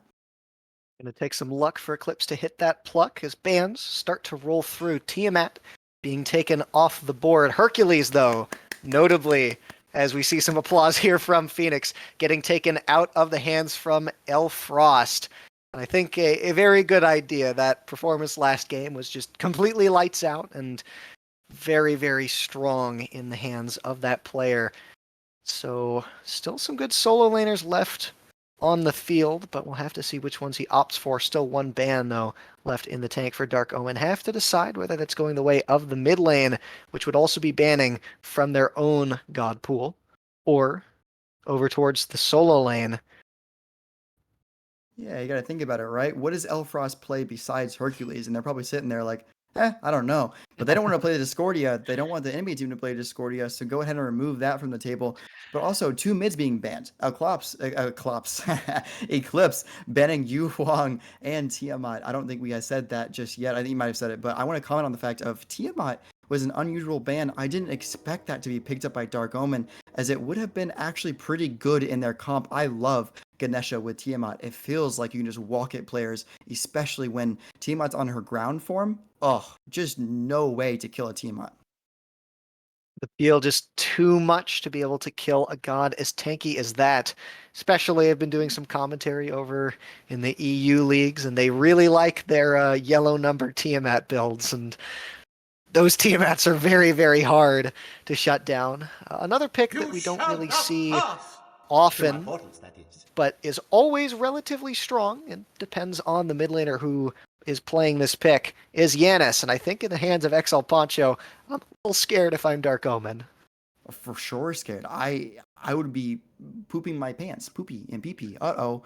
Scare. Uh-oh. Giannis coming into the zone. This is not a good situation to see if you are Dokumen, but a great answer with the Agni. That is something that can shut down a Giannis. Can't go through the wall with him. That portal is something that only Giannis has. Cleo can get into the wall, but cannot go through it like Giannis can immediately. So, but there it is. Agni is the response to the Giannis pick. I love this pick into it, as well as into this team comp for Dark Omen. As I said, Dharmic Pillars, whatever mid you want to get, Tiamat would have been a great pick, but with Agni being up, a great solution. Lots of circles being hovered here for Dark Omen. A whole bunch of them. Very, very many circles here locked in by Dark Omen. And Fenix, you mentioned in the last game, although it was for a pickup Eclipse might do, Sasano, a very strong jungler, was left open. So it's going to go to the hands of Dark Omen this time. And now Eclipse have to decide what they want over in their jungle, unless this Thor decides to go jungle. But a Loki hover might spell out something different. A little surprised to see a Loki hover, not a god that I'm used to seeing, but hey, it's going to get locked in, so the trickster god is making his way onto the battleground.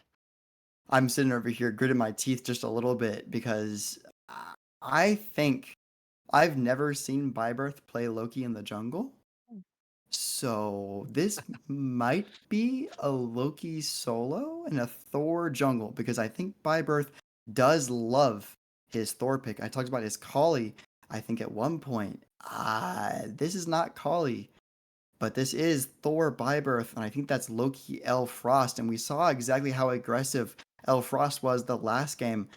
It could be a lot scarier if you do a lot more damage than the Hercules does, and you're going to pick within the same family as Hercules as well. Ooh, I got the brothers together, Thor and Loki on the same team. That's a threat from Eclipse, and I don't want to see too much of. So Phoenix, I don't know if you know, but in all of my casting days, I've made several bets. I'm currently 1-18. Okay. Now I think I want to maybe make some changes to those numbers. I'm going to take your bet and say that is a Loki solo. Okay. And I'm going to That's a say good that choice. is Thor jungle. Okay, good choice, because these players, I do know them from quite a lot of play, not only watching them, but also playing with them a good amount. I am in the OSL as well, a friend of our league, and I play in the Athens division. ThockManJones is not an unknown name in the Athens division as one of the most well-known subs, but We'll see if he can play it well here in the jungle role. Yeah, we'll have to see how the play is on field, and well, there's only one way to see the play on field, and that is to get into the game. So we'll transition you right in and join you on the battleground.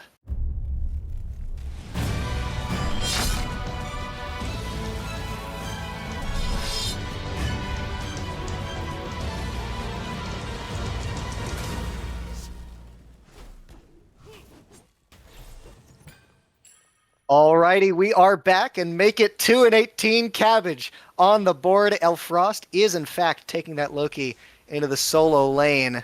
And thank you for putting that idea into my head, Fenix, and thank you, Nooblet, for running production for us so graciously today. Well, my stocks are on the rise. Your stocks are on the rise. I would keep being a betting man if I were you. Let's go in and get you a gambling ticket or get you to Las Vegas this weekend to possibly run those stocks, but I don't know if it's going to work out. Look at how Physics is already damaging out onto Elfrost. Elfrost is going to have to play this a little bit of a silent assassin way. Funny enough, the god with the assassinate, level in the item that allows him to do that is going to have to play like an assassin in the solo lane because Physics can do exactly that, which is fearless him, but not out of that little trickster move that he's got. Possibly a pickup specifically because of that interaction. But like you said, the god is an assassin, going to have to play like one. Going to see some rotates out or some just attempts to sneakily get a kill over in the right-hand lane. But Byburthe already making an early rotation like we saw in the previous game over to this shield buff. So Eclipse once again getting early. We didn't really discuss it in terms of these two drafts, maybe a little too distracted by the pickup of that Loki. But as this game goes on, do you favor either of these teams particularly? Ooh, this might be a gank right here from Byburthe. There's a little area, little space in the corner. I didn't see that. And then thank you for Nooblet for moving it over so I could. I would say, even though it's a little of a funny comp, I love Eclipse's comp. But that's because I love Giannis as a god. Giannis is one of my favorite gods in the game because it changes how the game is played. It's a game changer, not only in the way of just how much damage Giannis can do, as ThockManJones getting caught out here by Byburthe already will not get killed. Good to go ahead and run away, but I can't boost up Giannis as much as I already have. I love that god pick, and I will go ahead and root for Eclipse for this game due to that. We have some favoritism going the way of Eclipse, but favoritism that I am okay with seeing. I think a healthy amount of favoritism is good in any diet, as ThockManJones is eating all of the damage here from Eclipse. XtraLargePoncho trying to chase him down. The blink is burned, but the portal through the unstable vortex forces out another dash, and now XtraLargePoncho on the retreat as it's a blue buff invade on the right-hand side of the map. Couldn't quite catch who secured that, but I believe Physics was able to get it. XtraLargePoncho staying around, and he's the one with no fear this time, able to just grab a minion and get out. The mobility that Giannis is allowed to have, not only for himself, but the rest of the team, and ooh! Elfrost just gets tackled by Physics. They thought he was going for the buff. Nope. Ends up getting the kill onto the Loki, and that's going to be first blood going the way of Dark Omen, and getting this assassin behind. Definitely going to be a boon here. A boon that is, and 1-0. Dark Omen is, they're already, I'm betting now, right? So I'm betting against Dark Omen because I said Eclipse has a better comp here. You've put me in, you've got me into gambling. That's not good. You're not a good inspiration for me, Cabbage, man. I should not be hanging around you. I'm gonna go hit the stocks tonight and go, maybe see if I can get some cherries in a row or whatever they do nowadays in Las Vegas. But I'm over in Georgia, so I got to drive down to the southern side of Mississippi to be able to bet at all. We don't allow gambling here. Physics and Elfrost. Just play some gotcha games, you'll be fine. Yeah, I'll just go online, do that little, there's a little ball bouncing one where it goes down and like multiplies it by like 1,000 or whatever. But yeah, kids, don't gamble. It's addicting. Yeah, don't gamble. It's not a good idea. We're having just a jolly old time here in the Smite Draft League as Eclipse has the pressure over in the duo lane. Rotation over from both junglers. ThockManJones is going to get here first. Dharmic Pillars gets dropped down. Eclipse is stuck within, but Anvil of Dawn crucially in the sky and hits all three. Byburthe gets the kill onto one. ThockManJones goes down afterwards, and Rama just trying to get the kill, but Reaper is not going to stay alive long enough, and it is a 3-kill swing in the favor of Eclipse. What a gank there from Byburthe. I told you that this is one of his favorite gods to play, right there beside the Kali, and that's what it does. It 3-man stuns people out and makes it go to a 3-0 swing, as you just said, in the way of Eclipse. Dark Omen have got to keep the morale up, even though that just happened. That does not feel good for them. The swing, not only in the kills, but also in the gold, going back in their direction. A little bit of a tussle over here in the mid lane for those mid camps, but nothing too serious. I'm seeing that builds are looking about the exact same, besides the flag. The wonderful looking flag coming out for the Beck might be a little bit of a difference there. War flag, as you can see, does allow for a couple of boosts to the damaging abilities, but ooh. Rotation from FN7, and a great Yanis portal locks in Paragon, who is just trying to run away. Remove obstacles, crucially, does go through the wall, but doesn't have it up, and instead is going to lose his life. Blue buff invade. Ults in, trying to secure his buff. He is going to manage to do so, and Elfrost will get out. And I don't know if you noticed a little earlier, Elfrost actually has a slight experience lead on Physics, despite that blue buff invade that turned into just a kill, and now Physics is just running down the Loki. You can do that as a tier, can't you? And look at these plugs coming out from FN7. Oh man, ThockMan just can't get out. Never mind. He goes the other way.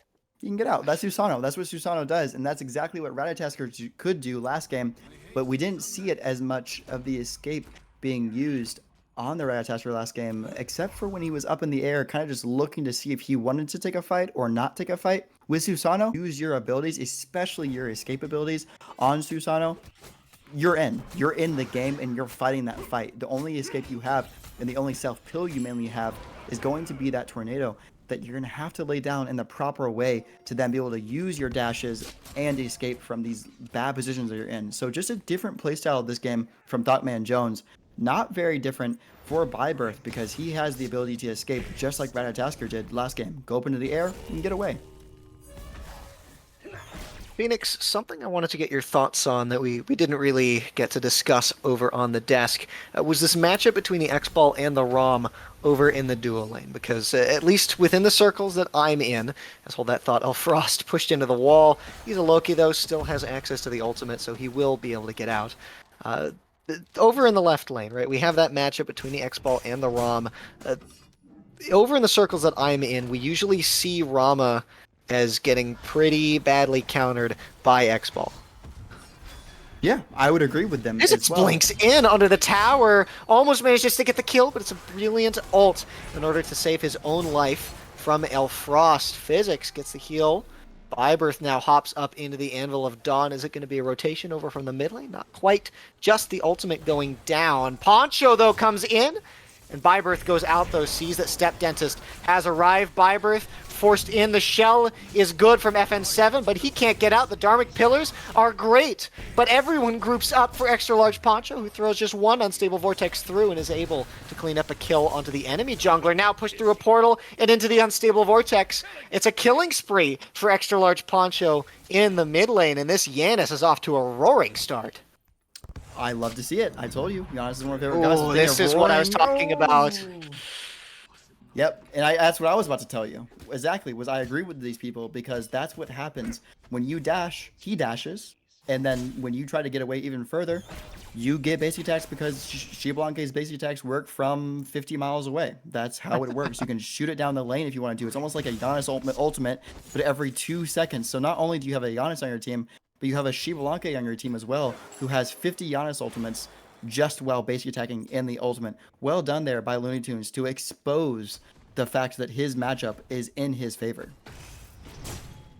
So duo pressure from here on out, barring some exquisite play from Reaper, going to be very solidly in the favor of Eclipse, as LuneyToons has managed to get himself a lead there. And just look at the Devo stacks, a full 39 stacks ahead on that item. LuneyToons is going to have all the free reign over in this left lane.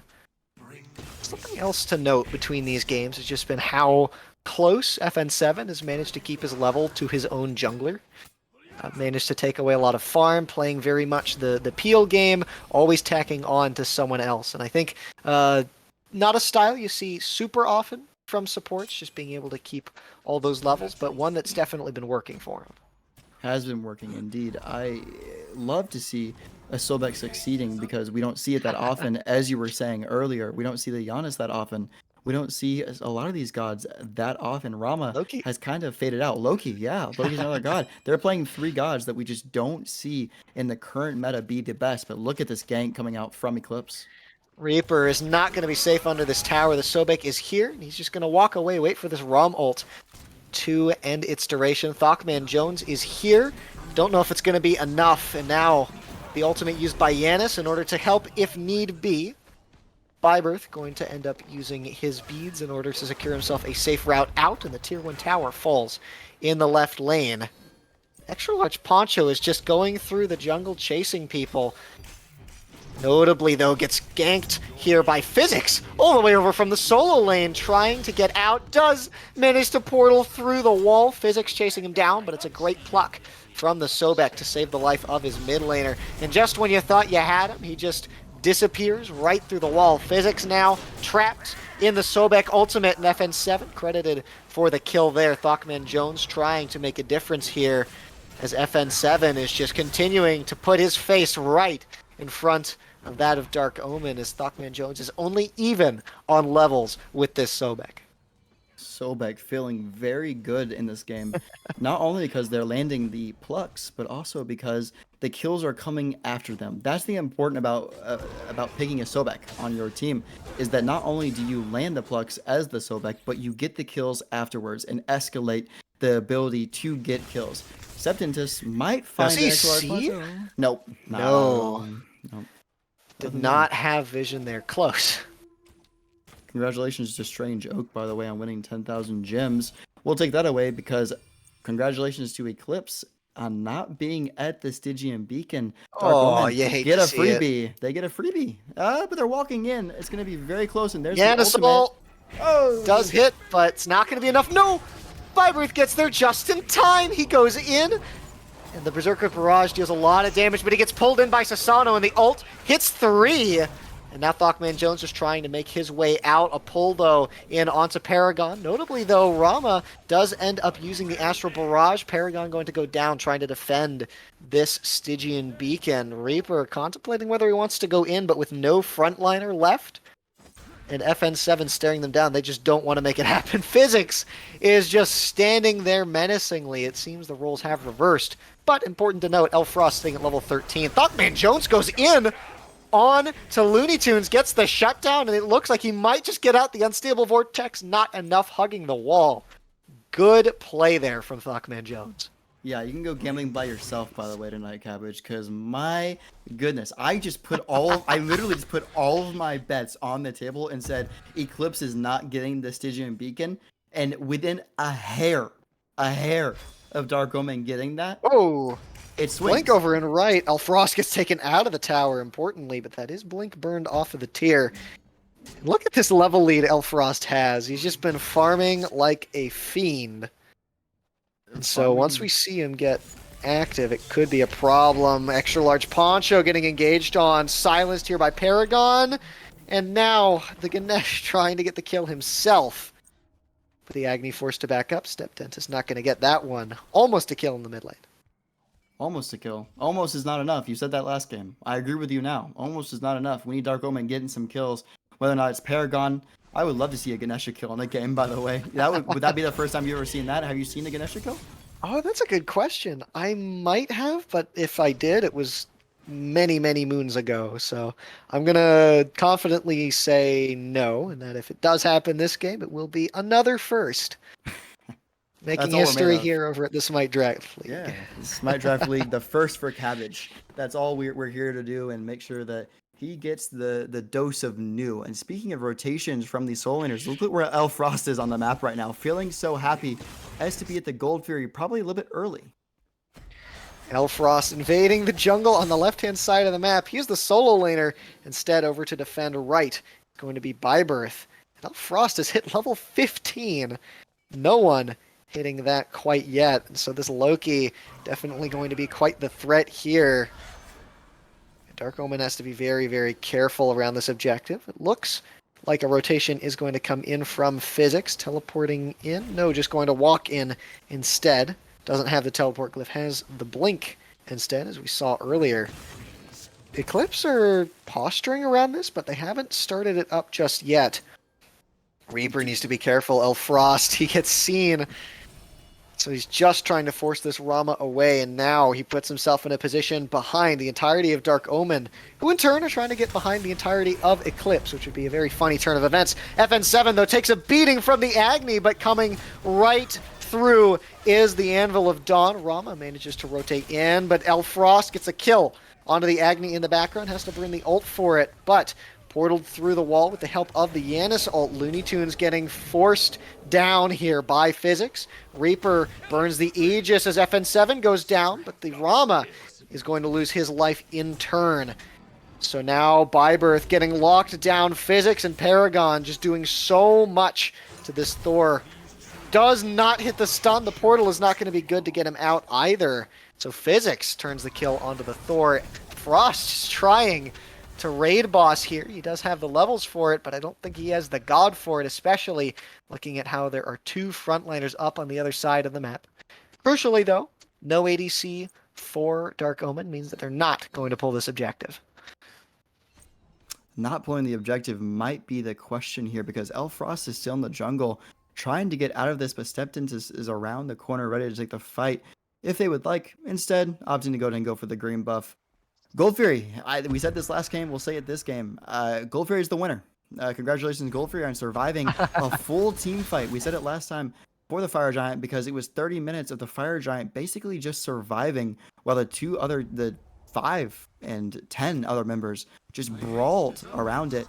Elfrost looking to aggress onto Reaper, but possibly just these back camps take him away. This is the second time within 2 minutes. Now Elfrost getting out of here after taking basically just 2 back camps and a couple of kills. No, he sees an opportunity to go in onto Reaper, who gets sent to half HP by the ultimate. So this could be an opportunity, but Yanis is nowhere nearby. So Eclipse, they get some damage onto the Rama, but damage might be all that they get.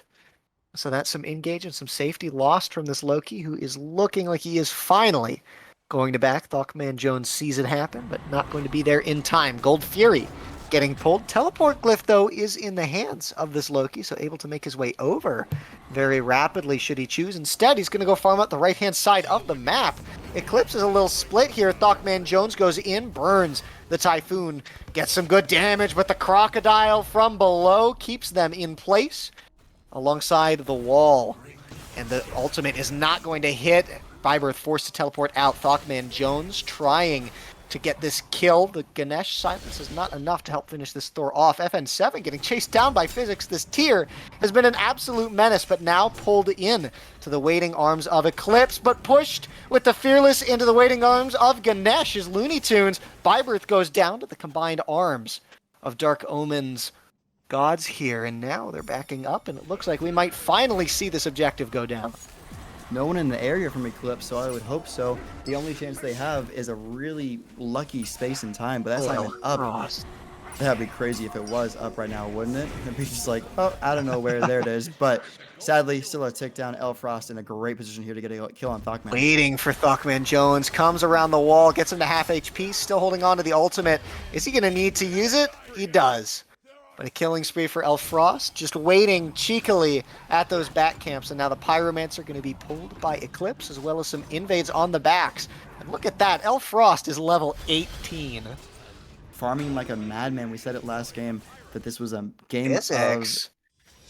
It's just in a bad Stygian position. Beacon goes the way of Dark Omen. Physics gets caught between Eclipse's members here. Does manage to get out. This tier just so implacable for Eclipse. Instead, FN7 just trying to slow this Ganesh.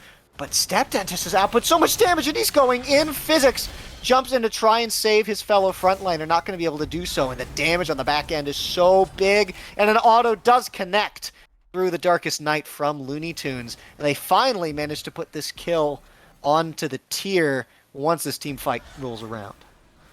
This team fight hopefully is over now because objectives. Reaper in the left-hand side pushing down T2. We saw him do this last game on the Marticarus. He's going to do it again here in game number 2. Another tower just easily split pushing for Reaper. But speaking of split pushing, LuneyToons and StepDentist just doing a little dancey dance of their own. Frost is once again invading the backs. What a madman. But ThockManJones is putting out a lot of damage, and it's a great rotation in. Paragon comes in, saves the life of his jungler. Fool me once, shame on me. Fool me twice, not gonna happen.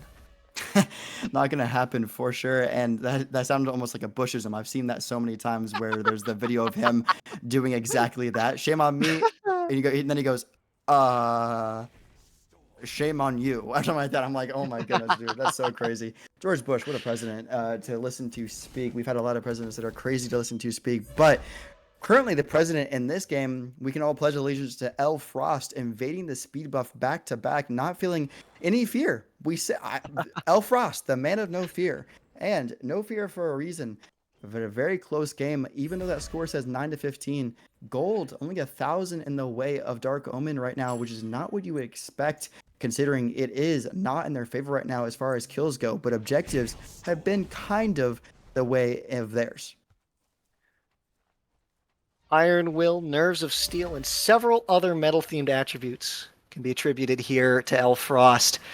Just unflinching in the face of Dark Omen, even all the way back in their jungle. But like you said, Dark Omen have managed to secure themselves a lead in the gold category, despite being abysmally behind in the kills. Just goes to show how much good macro play, good farming, and some good fights around objectives, getting kills when they matter, can really shift a game in your favor. We need that favor right now because 9-15, as you said, is not the score you want to see, even though the gold and XP are so close. This is now another Fire Giant fight. 22 minutes in this game. Frost just about to hit level 20 at 21 minutes into the game, and there it is. It's level 20. Physics trying to put a stop to him, keep him in this lane. Goes in onto the Loki, just pushing him up and down. But the Loki damage is not to be scoffed at. Ultimate is going to be used. Beads are going to be burned by Frost here. Meanwhile, look at the mid lane. A fight going on over there as FN7 is pushing 3 members of Dark Omen back. Gets engaged upon himself, though, down to half of his own HP. And Eclipse taking the mid 3v3. The solo 1v1 and the duo 1v1, pushing back, but taking damage in the process. I'm surprised to see Byburthe actually only being level 17 because it's felt like he has been much more present, even though his score is 1-4. Paragon in a bad position, though. Yeah, forced to burn the Dharmic Pillars, but they are a low cooldown, and you do force the ultimate out of the Sobek. But hold that thought, LuneyToons goes in behind on his own, gets dove in on by ThockManJones, who is going to get stunned out and is not going to be able to follow up on that Typhoon. But crucially, that is Beads Aegis burned away from LuneyToons. I would be scared if I was LuneyToons going into this next fight. I wish I could take all that back and not gank. But look at this, Physics trying to get more kills. So aggressive. This tier has just been such a playmaker this game. And that is honestly what I see Tyr to be quite a bit. Tyr is probably my least favorite god to have to play against. You are just never safe when that god is on the field. But speaking of not safe, StepDentist gets ulted by Frost here, but he dives in on his own, and this is a very squishy Loki. Only has damage items, and so has to back out here. ThockManJones gets ulted in on by Byburthe, and now through the wall comes Frost, but Reaper gets the kill onto FN7. So even numbers so far, but with the support being the one that you lose. I think that Eclipse are okay with this trade, but it looks like they want more. Dark Omen not wanting to give it to them. Back off there, Eclipse is a great call. Back off, not the Aphrodite ability, but the back off on the fact of, let's 5-man walk away. And that was not a still, man. I thought Rom would just astral barrage back. Rom's ult was not in range. No, it was just about there, though. And the Gold Fury is standing, which means that Eclipse could take advantage of this little position they have, which is a 4v4, but FN7 about to come back up here. ThockManJones still in the grayscale for another 8 seconds. This could be a Gold Fury call, but we've seen them do Gold Fury dances this game instead of doing Fire Giant dances, and be patient with it. Ooh! Oh, Poncho takes so much damage, but LuneyToons chasing down the Agni, but Agni Dash quite the range on that ability, and so able to get out. Some good effort from StepDentist. Really gives Dark Omen some pressure around this Fury as we see a 4-man grouping, likely either to stop Eclipse or to pull it themselves. It looks like ThockManJones also going to pay a visit over to this side of the map. Reaper is sitting in pit, and anytime I see Physics at one of these fights on this tier, I need this tier to go down before I can even fathom Eclipse getting any kind of pressure. They drop the Sunder onto the tier. The tier's already at half HP. Frost deals quite a bit of damage on this Loki, believe it or not. Ultimate, though, going to be used by FN7, trying to push the members of Dark Omen off of the Stygian beacon. Half-camped already. Some good chip and a good slow from Frost as well. It's going to mean that this beacon goes their way. And right to the left of that objective, or I guess they're right. Hold that thought. ThockManJones gets ulted in on by Frost and ends up going down. The Loki, now the target of the aggression. Dharmic Pillars dropped his way. The Yan Assault comes through. LargePoncho has to go back through his own portals. Rama trying to steal away the objective. Mighty early, though, on that ultimate. Physics takes an ultimate to the face. Dharmic Pillars, or excuse me, Anvil of Dawn, I don't know what I'm thinking, as Physics is burned extraordinarily low and gets finished off by Byburthe. So Paragon trying to run away. Eclipse decide that they don't want to keep chasing things down. And Eclipse managed to get the Fury as well as 2 kills, and you only lose your Loki for it. Only losing your Loki was a pretty big win as well, because Fire Giant still stands, and we're ready to do that dance now. Right after doing the Gold Fury dance, is it a bit of a different dance? Yes, of course it's a bigger dance than the Gold Fury. Even though these Oni waves are pushing down, as you saw them just spawn right there, there's another thing pushing down the middle lane, which is the Titan. This could be a great opportunity for Dark Omen to group up, or a great opportunity for Eclipse to pull the Fire Giant. Fire Giant being pulled, and as the dance in the mid lane happens over here, we're dancing with the Fire Giant over in the right jungle. Dark Omen look like they're taking that fight, and I don't think they're going to be in range at all to respond to the pull of this Fire Giant.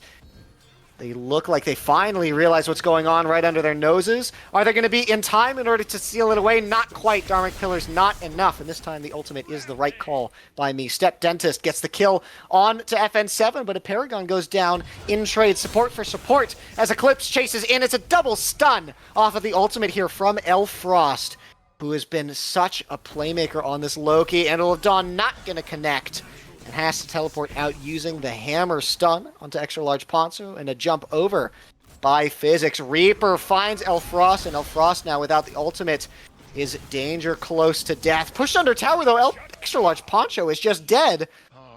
Reaper comes back down under the tower. Frost looks like he wants to finish off the kill onto the Rama, and the dot damage is going to be enough to do it.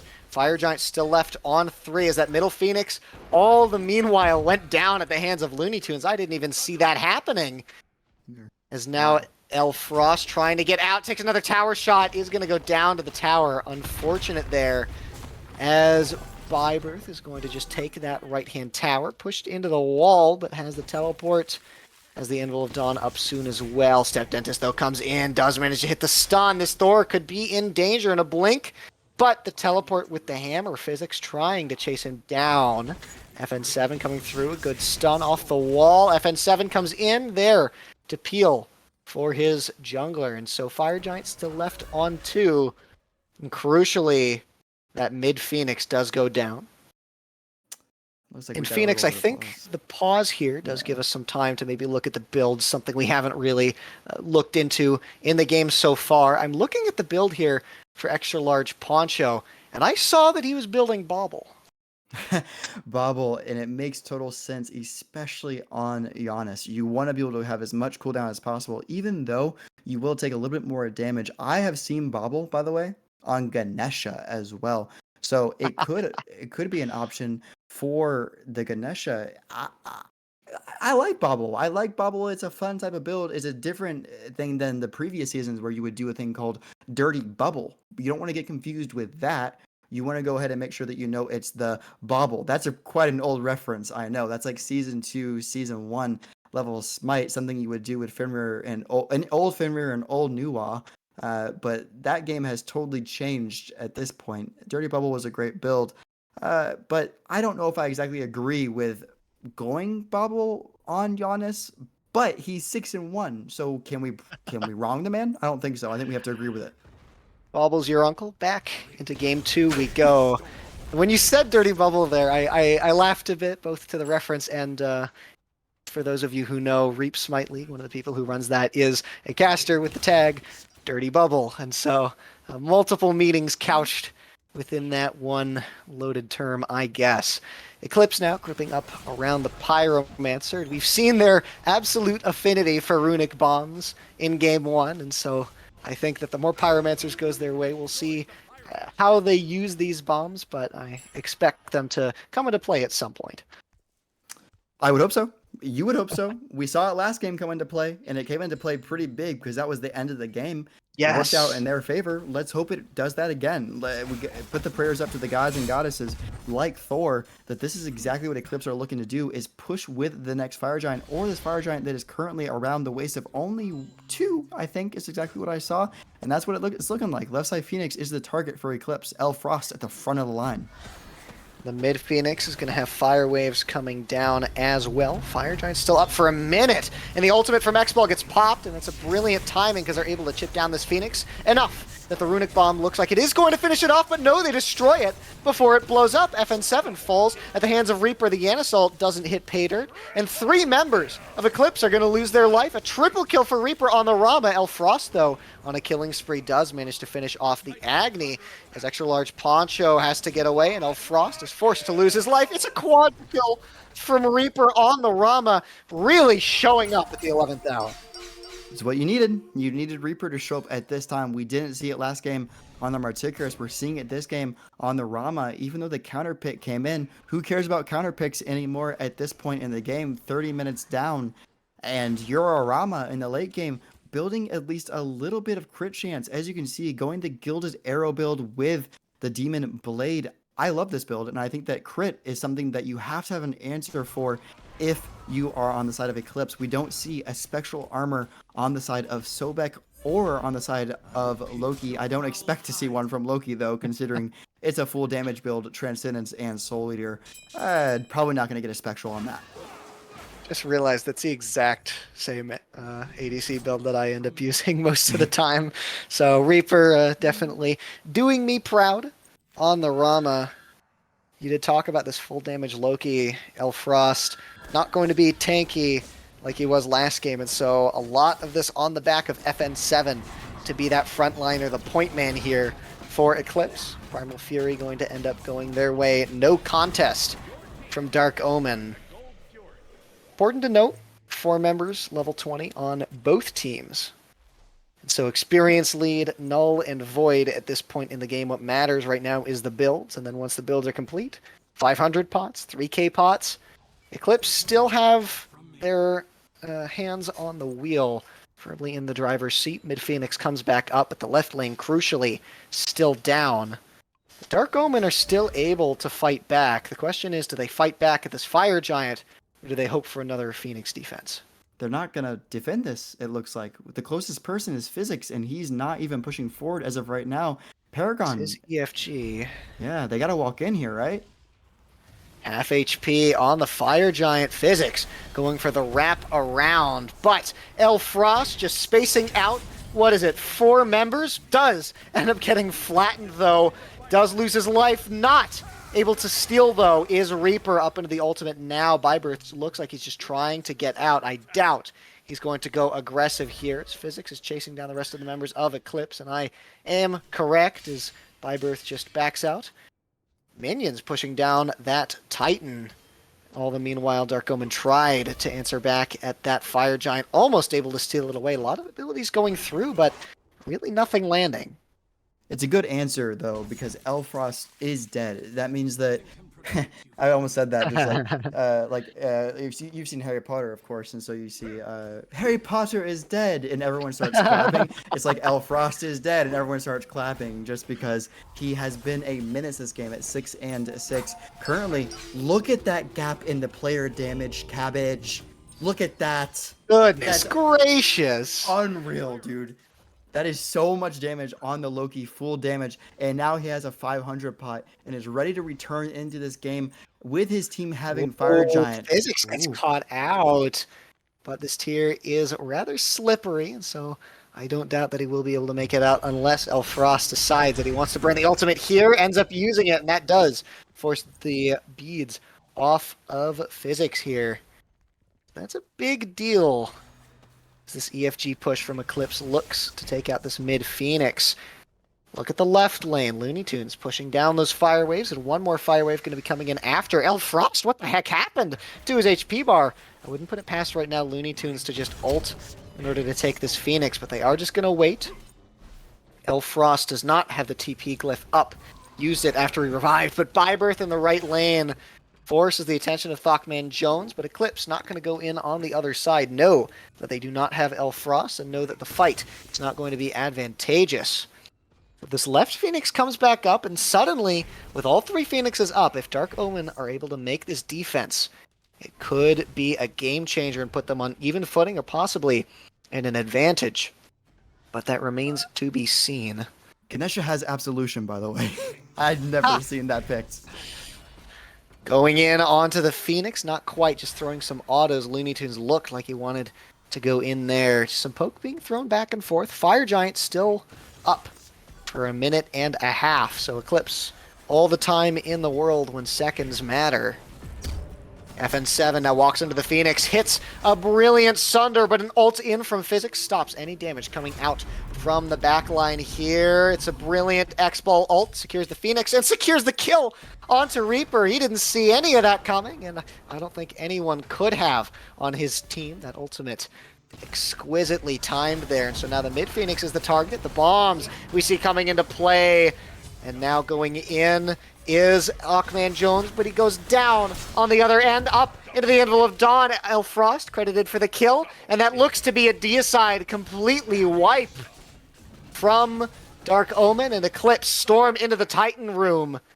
And it was a bit of a tussle in the midpoint of that game, but they managed to sweep things in the latter half.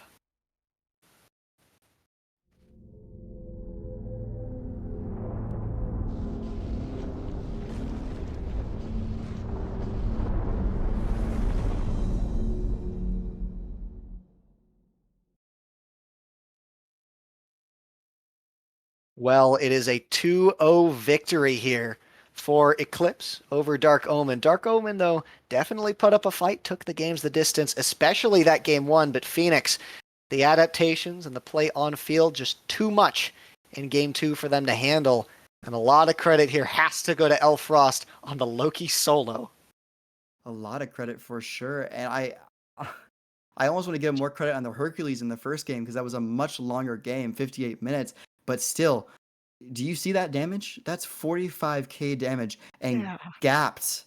The next person was 28k damage, and that was Agni and Shibalanke. That is wild. That's nearly 20k more damage on Elfrost alone than his closest teammate. Really well done by Elfrost, playing a damage assassin in the solo lane just like no one else. We see Camazotz do that. We see Redatasker do that. We've even seen Susanos and Thors play full damage in the solo lane, but nothing like that. That Loki was just present the entire game and present across the entire map, including ThockManJones' right speed 3 times. Whatever 4D chess Elfrost was playing in his head when he thought up the brilliant idea to lock in that Loki solo, it does seem to have worked. I want to look at the player stats as well. Unfortunately, not that much damage coming through from Reaper on the Rama.